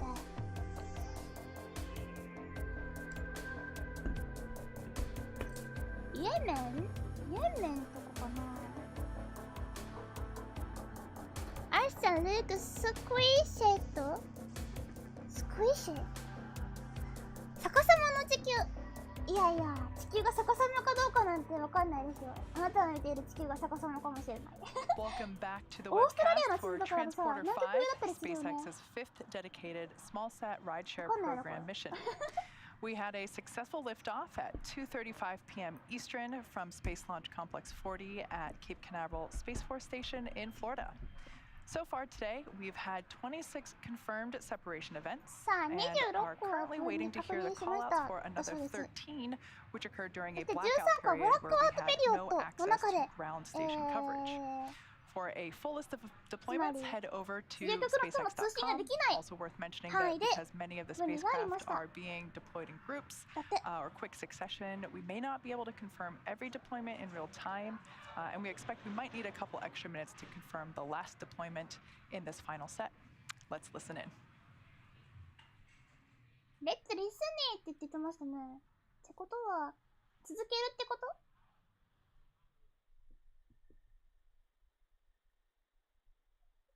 4 ISI separations confirmed. おお、 New set ここ 31 separation から confirmed. 地上局があるのかな？ separation セパレーション confirmed. 後半まで言ってますね。 Vigoride separation confirmed. おお、 Ion SCV 006 Thrilling Thomas もうすでに separation confirmed. 分離は終わっているんですが、分離の確認だけ今ね、宣言されていってます。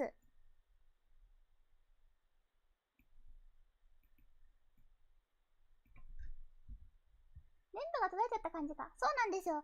今ね、この上空のところ、このちょうどロシアとか中国とかあるあたりかな。この上、中国はもうちょっと端っこかな。ロシアとかのあたりかな。この辺のところが、地上局の範囲外になっていて、通信ができないって感じになってるっぽいですね。スターリンク使えばできそうだけどね。録画だけして通信回復したら後追いとかできんやろうか。まあ、やろうと思えばできるんじゃないですか？やってないだけで、多分。SpaceX がやろうと思ったら多分できるとは思います。多分、それこそスターリンク使えばできんじゃないかな、今でも。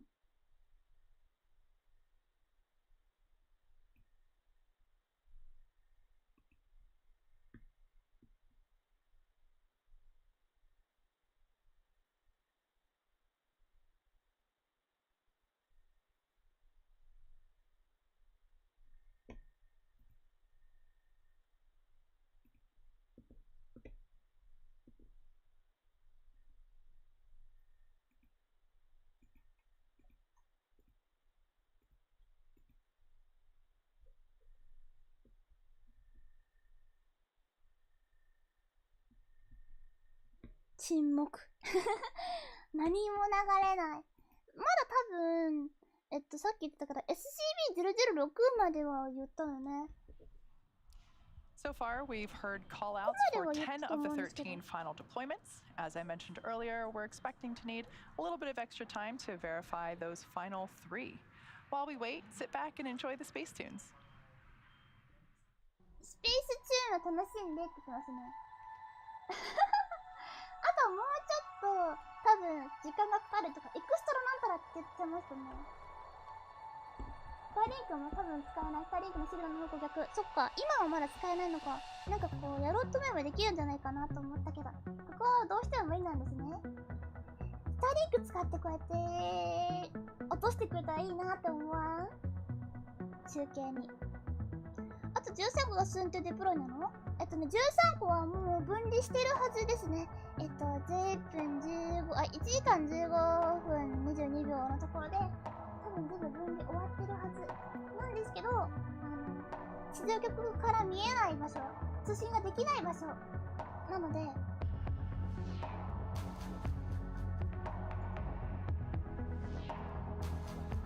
確認すらできないっていう感じらしいです。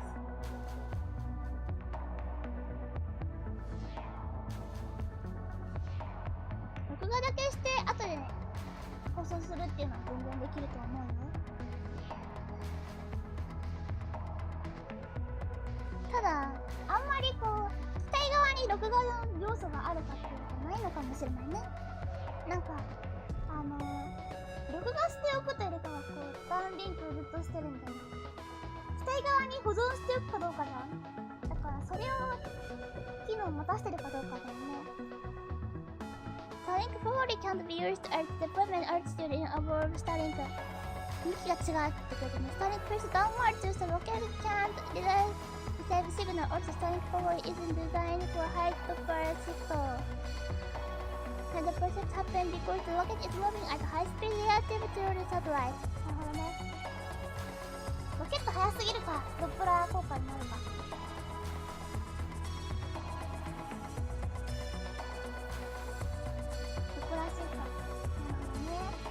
地上局専用の通信機構だからロケットに向かない。Acquisition signal, buoy. なんか言ってるな。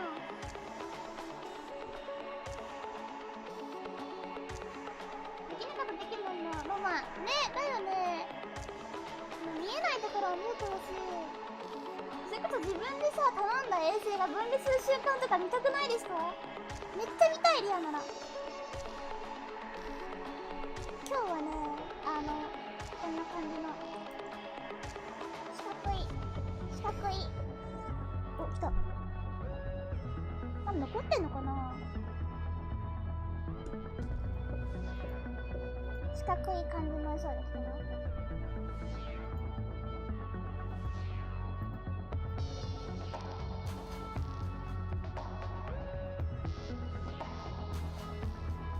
Hawk 5B separation confirmed.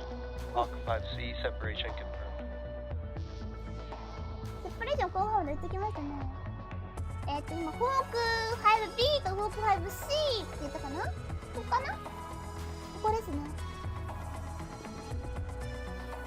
これは全部分離が終わった後っぽいですね。この中に、この箱の中にいっぱい衛星が詰まってて、そこから出るみたいなのかな。ちょっとほらわかんないけど、頭が開いてるじゃんか、そんな感じかなって。うわ、すごいすごい、結晶がすごいでかっ。何これ。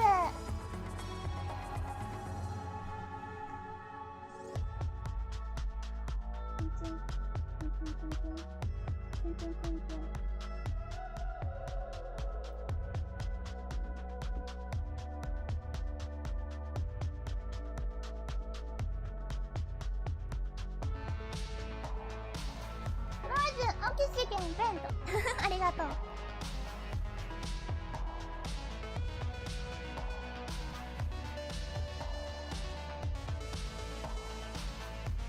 固体酸素。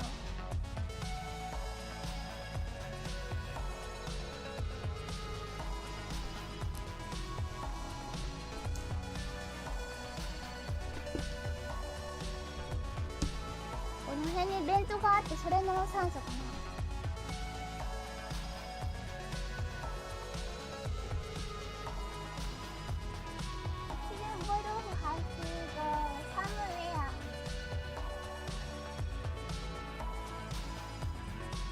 酸素の結晶なんだ。なんかね、ここのね、近くに捨ててる場所があるんですよ。弁当というか、抜くところ、そこの酸素かな。あ、すごい、交点に来ましたよ。交点に。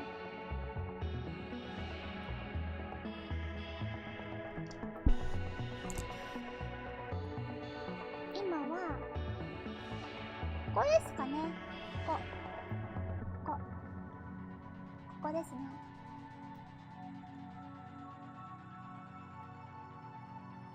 さっきこのオーストラリア横のこの辺から飛んでまして、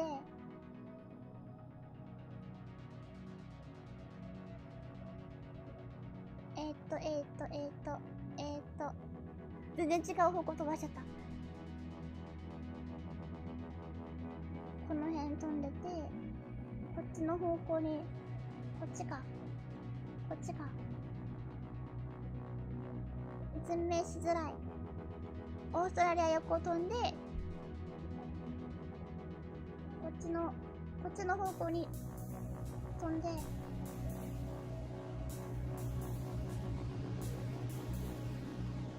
こかな？こ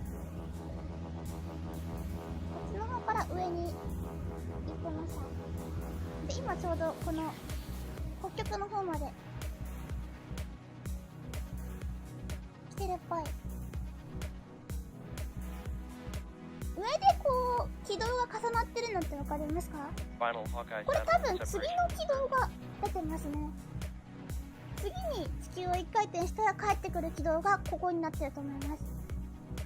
この上で交差しているっていうことは、And you just heard the confirmation of the final 3 of that second and final set of deployments.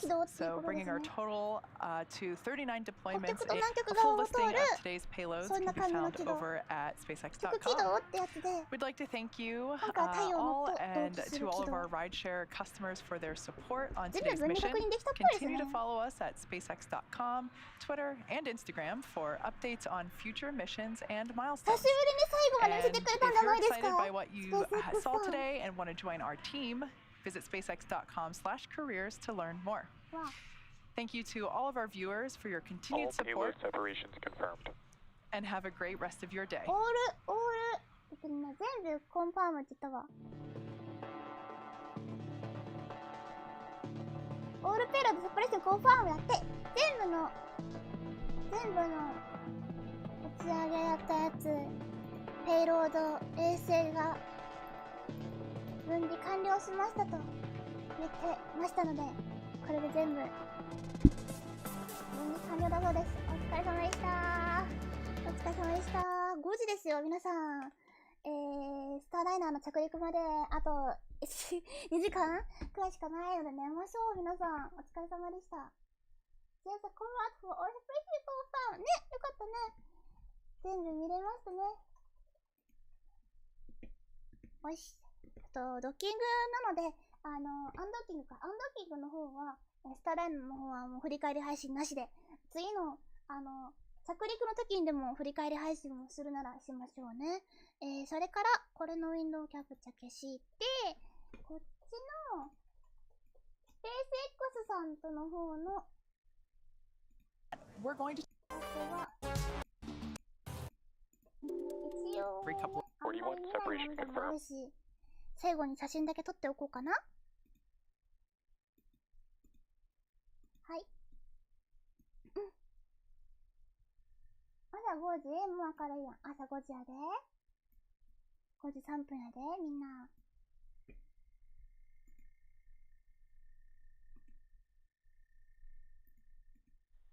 どれが一番良かったかな、分離。いい感じの分離と一緒に撮りたいよね。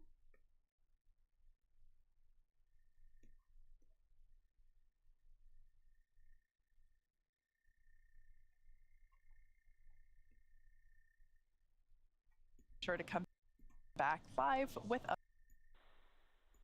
Therefore, we may not. 41 separation.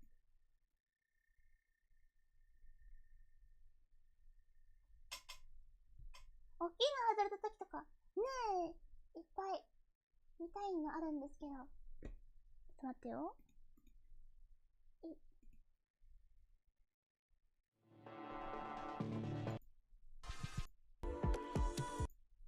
Coverage about halfway.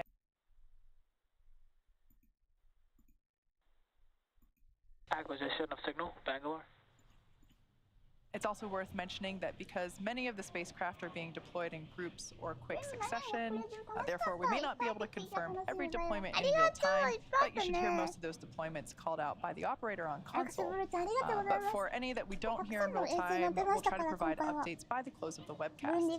If you want to follow along with the list, you can check a full one out on SpaceX.com. For now, let's listen in as deployment sequence is about to begin.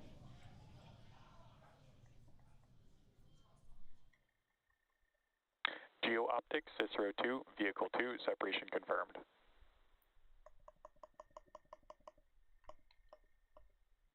Shared Sat, 2141, separation confirmed.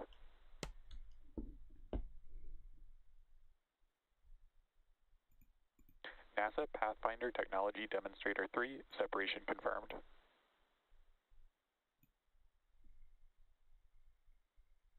Lemur 2, Karen B, separation confirmed. 今の良かったかもしれない。可愛かったくない？ Your Donata, あ、これ separation とかさ、 confirmed. 取れたの彼氏。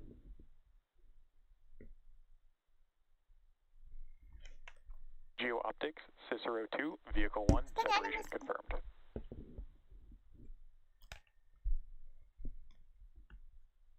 Lemur 2, Van Entries, separation confirmed.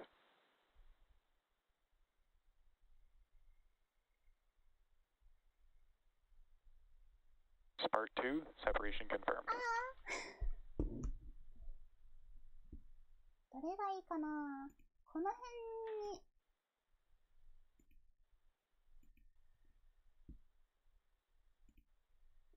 最後の方とか良かったかな。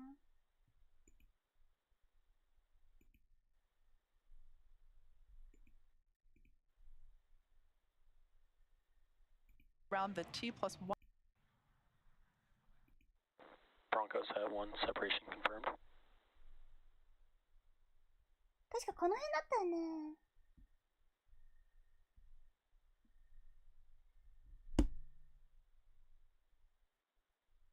トランスポーター5面白い。ね、面白いよね。何が面白いってもう、まず、着陸がランドだった。なんか、陸に着陸したっていうのも良かったし。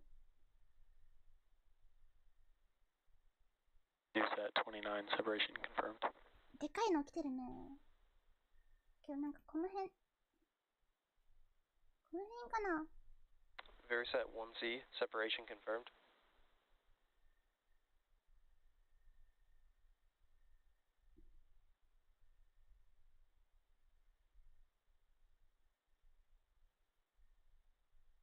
TMS, separation confirmed. 取れない。全然来ない。全然来ないよ。仮眠しよう。おやすみソニア。おやすみ。仮眠してください。これか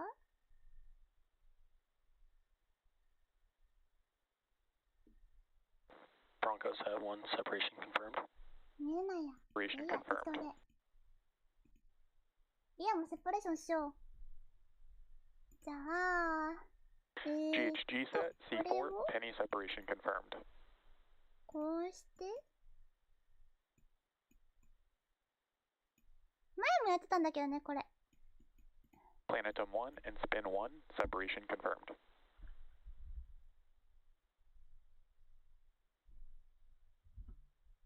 Lemur 2, handcom 1, separation confirmed.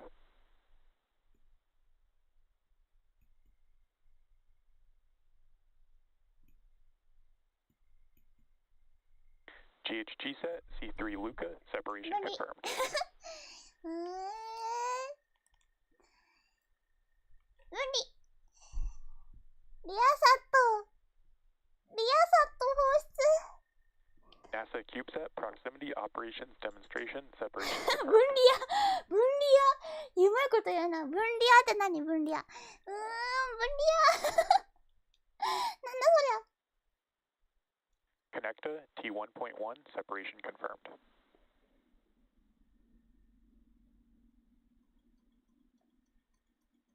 Lemur 2, Mimi 1307, separation confirmed. 分離や。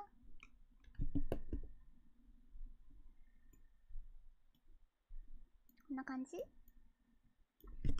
離や。 GHG set, C5, Diaco, separation あ、 confirmed. あれ、取れたね。バイバイ。こことさ、ビフォーアフターしたら面白いんじゃない？こっちの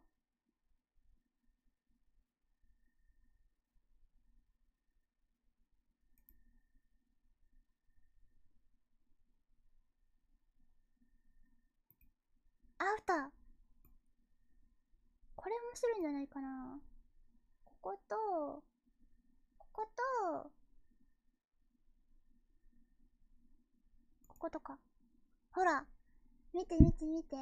分離前、分離後がすごくよくわかる。よくわかりましょう。分離すると、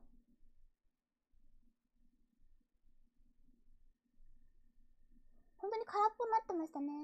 この辺かな？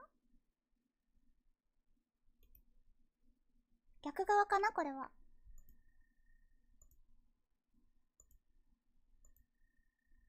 これと、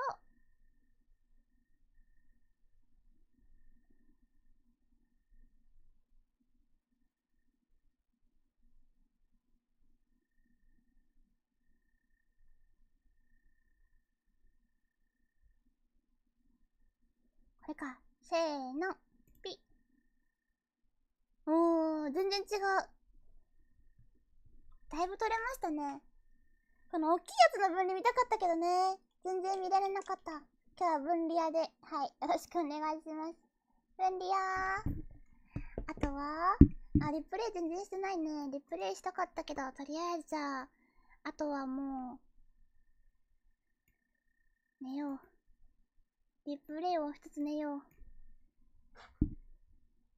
えい。分離屋、ありがとう、分離屋。特に打ち上げと、着陸がかっこよかったので、この辺の打ち上げの瞬間と着陸だけ見ましょう。8分もやりません。寝ましょう。T-minus 15 seconds. 10, 9, 8, 7, 6, 5, 4, 3, 2, 1, 0. Ignition and lift off. OK、ここで撮ろう。ここで撮ろう。リフトオフ、ありがとう。ありがとう。ごめん。ゴー。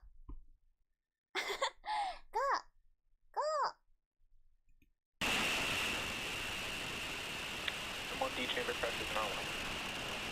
バイバイ Vehicles pitching downrange. バイバイバイバイバイバイ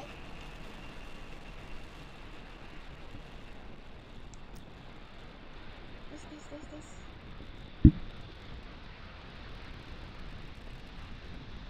でもね、多分スターライナーの方も一緒に見てたから全然集中できなかったよね配信全然いっぱいうまくできなかったような気もするけど、まあ両方見れたからお得ってことだよし。 We're now T plus 43 seconds into flight. Falcon9 has cleared the tower. Power and telemetry nominal. We're currently throttling down those M1D engines in preparation for Max Q, which we're expecting at T plus 1 minute and 12 seconds. Those that might be unfamiliar, Max Q is when the vehicle experiences the greatest amount of aerodynamic pressure. 見てて分かるとおりさ、海じゃなくて陸側に飛んでるんですよね、ちょっとだけ。陸側っていうか岬のこう線に沿って飛んでるんですけど、こういつもはこっち側に見えるのも今回はこう下側に向かって見えるっていう。 We have 5 events coming up in quick 飛ん succession, でる向きもしっかり starting 確認 with できる MECO そういう or いい映像でしたね。 main engine cutoff. We just heard the call for MVAC chill, meaning the second stage is now preparing for its ignition. As I said, we start with MECO, stage separation, and SES1 or second engine start 1, followed by stage 1 flip and boost back burn. 電波が届くからいいって。あね。 As the name suggests, main engine cutoff. Beautiful there. Beautiful view there from Falcon9 of those the plume from the main engines. We're going to shut those down and shortly thereafter separate the first and second stages. Second stage will continue its journey onto orbit. And the first stage is going to, as I mentioned before, make its return back to landing zone 1. 1番にとりあえず行きたいので宣伝いっぱいよろしく頼むよ。 MECO. Stage separation confirmed.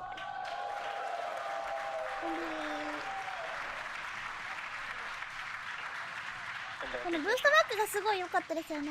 あとブーストバック、あ、そう一瞬見えたんですよ。ちょっとこれは遡らないといけない。絶対これやった方がいい。 And shortly thereafter, separate the first and second stages. First stage boosters entry burn. As I mentioned before, the first stage is performing turn.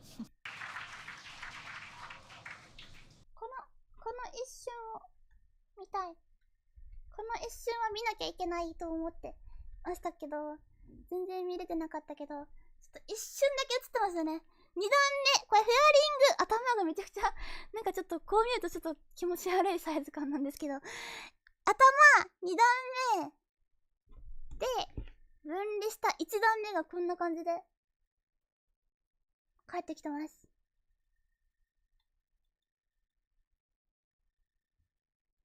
見えるかな？こう結構でかい感じなんでよく見えると思うんですけど、フェアリングがもうついた状態のロケットが実際に飛んでるっていうね。ちょっとキモいよね。なんかね、うわーって見えるね。でしょ？気持ち悪いや。なんかいや、かっこいいんですけど、いい意味でキモい。良いですね。こんな感じで、本当にこの形で飛んでるんだって思いませんか？いいよね。トリガちゃんこんにゃ来てくれてありがとう。うわー、ドキドキする、これ見ると。はい、分離の瞬間とブーストバックの瞬間でした。地上から見てもすごい楽しいし、上から見ても楽しいので、ブーストバックがあった日の打ち上げとかを見るとね、こんな風に下から映してる時もあるし、上から映してる時もあるから、なんか画角によってその日楽しめるところが多いと思います。ほんと変態的や。あ、それが言いたかった。変態的、わかる。なんかちょっといいよね。なんかわかんないけどいいっていう、そんな感覚あるよね。なんかね。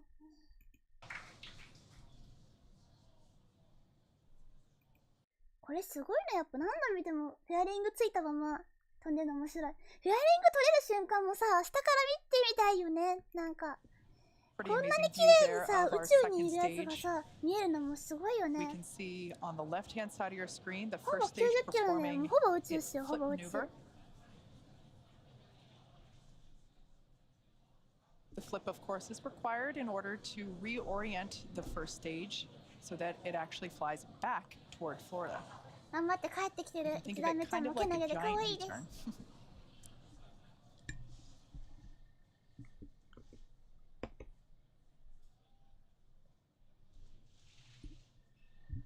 Everything continues to look nominal with the second stage.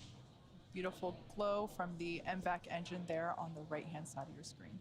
あとはじゃあ、ブーストバック終わった後の All right, that boost back burn has concluded. That is, 他に and 何 you し should よう hear かな。 that call rocket and the Space Coast with LZ-1, which is our targeted destination. この Falcon9 has 4降りて landing くると legs ころを made 見 of て carbon 終わり fiber にしま with しょう。 aluminum Startup honeycomb. terminal guidance. They are placed Stage 1 transonic. They're placed symmetrically around the base of the rocket, and they deploy just prior to landing, as we'll see momentarily. Stage 1 landing burn. All right, you can see that that landing burn has begun just before Falcon 9 lands. We're expecting the shutdown of the MVAC second stage. Just after landing, one of our 59 spacecraft will not separate from the vehicle will activate, and you should hear that call out over the nets. Let's listen in for these activities happening in quick sequential order. Stage 1 landing leg deploy. 橋が出て、ここです。 MVAC shutdown. 橋がすごいギリギリに出るのがね、ドキドキして好きですね。 Stage 1 landing confirmed. Outpost Mars Level 1, experiment activation confirmed. って感じです。 Cabin out orbital insertion. All right, as you just ちょっと見よう、ちょっと。 Stage 1 landing leg. Cabin out orbital insertion. 蝶々じゃないか、バッタかな。蝶々もいなかったさっき。バッタと、バッタかな。バッタと、これもバッタだな。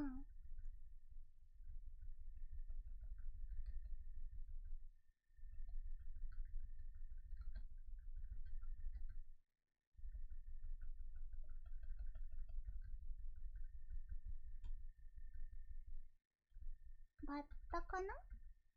これもバッタかな。なんだろう、ハチ。いや、バッタハチ。バ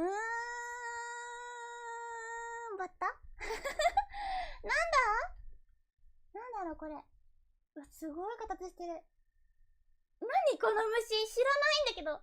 何これ。何これ宇宙人みたい。うわぁ。何これ、カエル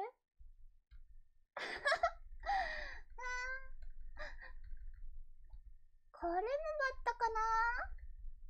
バッタが多いかな。こんな形してるの？すごい。結構太いですよ、この虫。なんだろう。蝶々みたいに見えたけど、バッタだね。虫は苦手でよくしょうがい。でもバッタっぽいよ、バッタっぽい。ほら。バッタも喜んでる。喜んでんのかな？これ喜んでんのかな？見て、これとかさ、足投げ出して、ウィーンってしてる感じで可愛い。喜んでんのか、そっか、喜んでることにしとこう。最高だわ。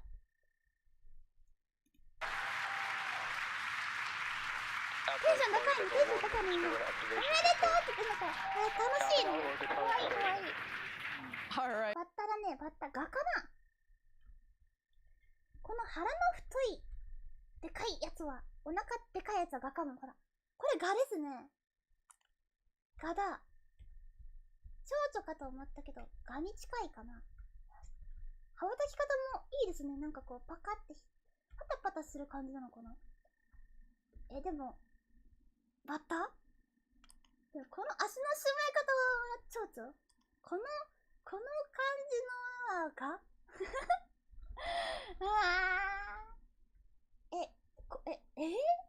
ハチ何こんな形してんの？すごい、モフモフですね、モフモフ。で、この後ろがこう、いい感じに。思ったより腹の部分が細い？何のバッタ？何のが中尾の後ろでかい。いや、すごいよ。見て見て。スモールロケットビッグバグ。めっちゃ大きい。このサイズの虫、やだね。モスラか。モスラかもしれない。このサイズだからモスラかな。モスラー。モスラー。ジャイアントバグ。昔千葉県で巨大なガを見ました。おお、どんなガだろう。気になる。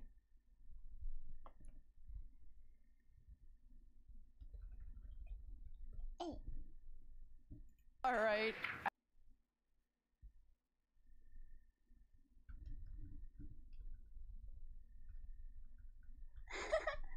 パタパタパタパタ。パタパタパタパタパタパタパタパタパタパタパタパタパタパタ。バイバイ。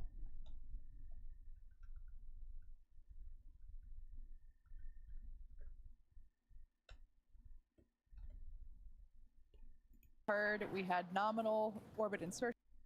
この端っこにいるわ。So we've got a good orbit following that second engine cutoff. And as you saw on your screen, another successful landing for Falcon 9, bringing our total successful F9 first stage landings to 115. As you could also tell by the cheers behind me, it never gets old here. We also heard the activation for one of our payloads that will not be deploying from the spacecraft. With that, we're going to take a short break and come back in about 45 minutes for the relight of our second stage, followed shortly thereafter by the first 26 scheduled. よし。じゃあ今日は、あとはリアの。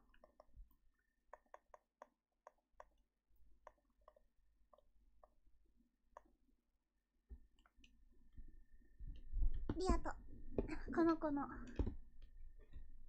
通所で終わろう。はい。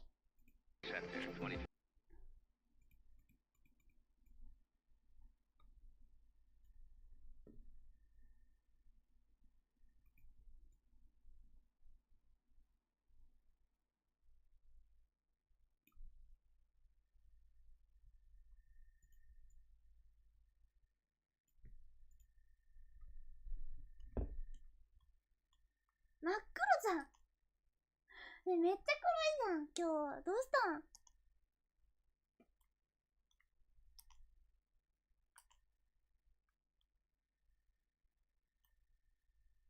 イエーイ。イエーイ。スクショ。はい。ぜひとも撮ってください。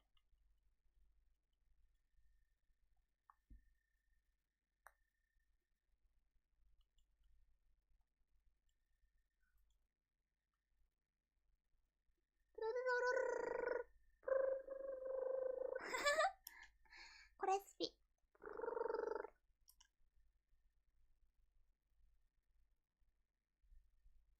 これが帽子に見える？これ？あ、これ？帽子？ヘーベルハウス？はーい。確かに、なんか、高いなんとか帽をかぶったカンカン帽みたいなのかぶった感じにも見えますね。かわいい。ヘーベルハウス。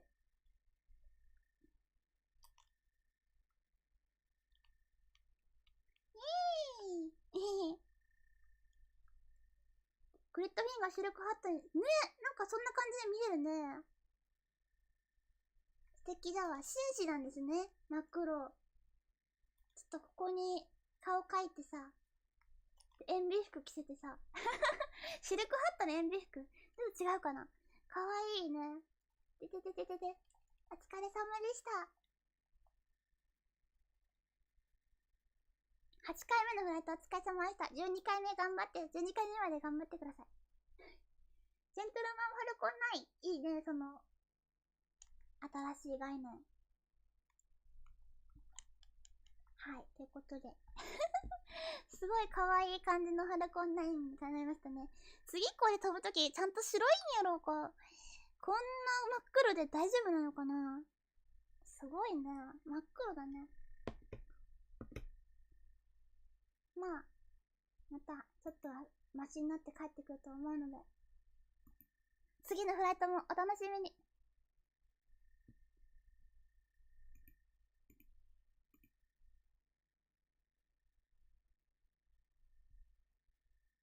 黒く塗るの珍しいですよね。これ黒く塗ってるんかな？こんな色してたよ、最初は。これ霜がついてんのかもしれないけど。多分白いやつがめちゃくちゃ黒くなってるだけだと思う。なんかエントリーバーンとかで。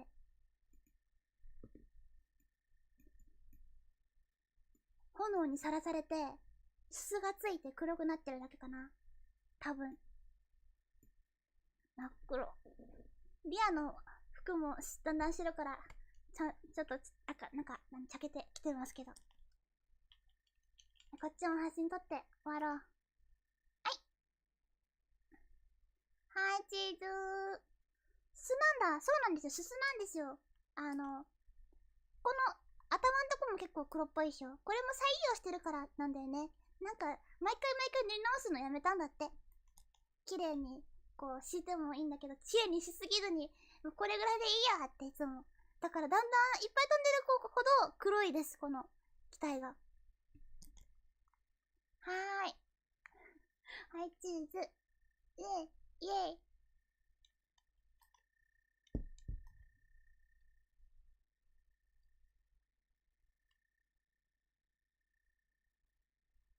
撮れたかな？よし。じゃあ今日はこの辺まで。お疲れ様でした。この後、はい、OFT2 のランディング中継あります。7時過ぎから、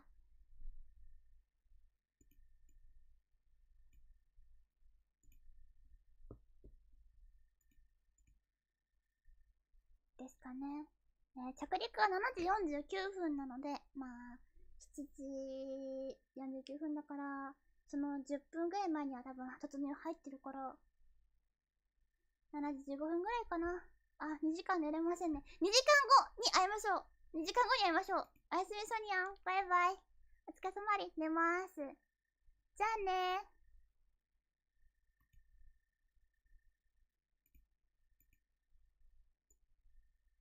次の春コーナー6月9日までお預けありがとう。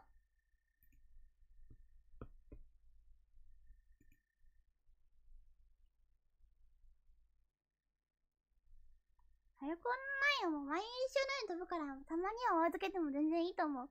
だってその後春コーナー9と10と飛ぶでしょ？ 2 日連続で飛ぶからね。次の配信は、OFT2 だけど、その後の配信はブルーオリジンか、もしくはロスコスモスのソユーズプログレスか、その辺になるかなと思います。どっちかわかんないけど。また後で、バイバイ。じゃあもうちょっとみんな疲れてると思うので、お名前を一回読んで終わりにしますね。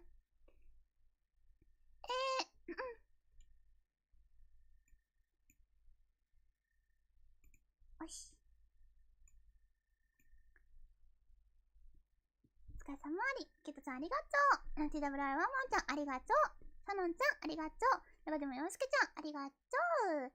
キザネクロちゃんありがとう。ひらぎあやちゃんありがとう。立花みちゃんありがとう。はたなちゃんありがとう。田中太郎ちゃんありがとう。鳥川ちゃんありがとう。もめたちゃんありがとう。出勤準備頑張れ。浅野かるちゃんお疲れ様でありがとう。ゆきゆきちゃんお疲れ様でありがとう。ひらぎちゃんお疲れ様。ヤフーチーズから行ってきます。お、いってらっしゃい。アレクサンダーちゃん Thank you for the stream おつるやありがとうおつるや2時間後にお会いしましょう。はい、寝ましょう。寝ましょう。バイバイバイバイバイバイバイバイバイバイ。またね。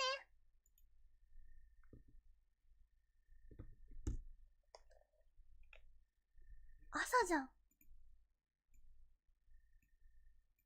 全然寝れてない。今日やばい。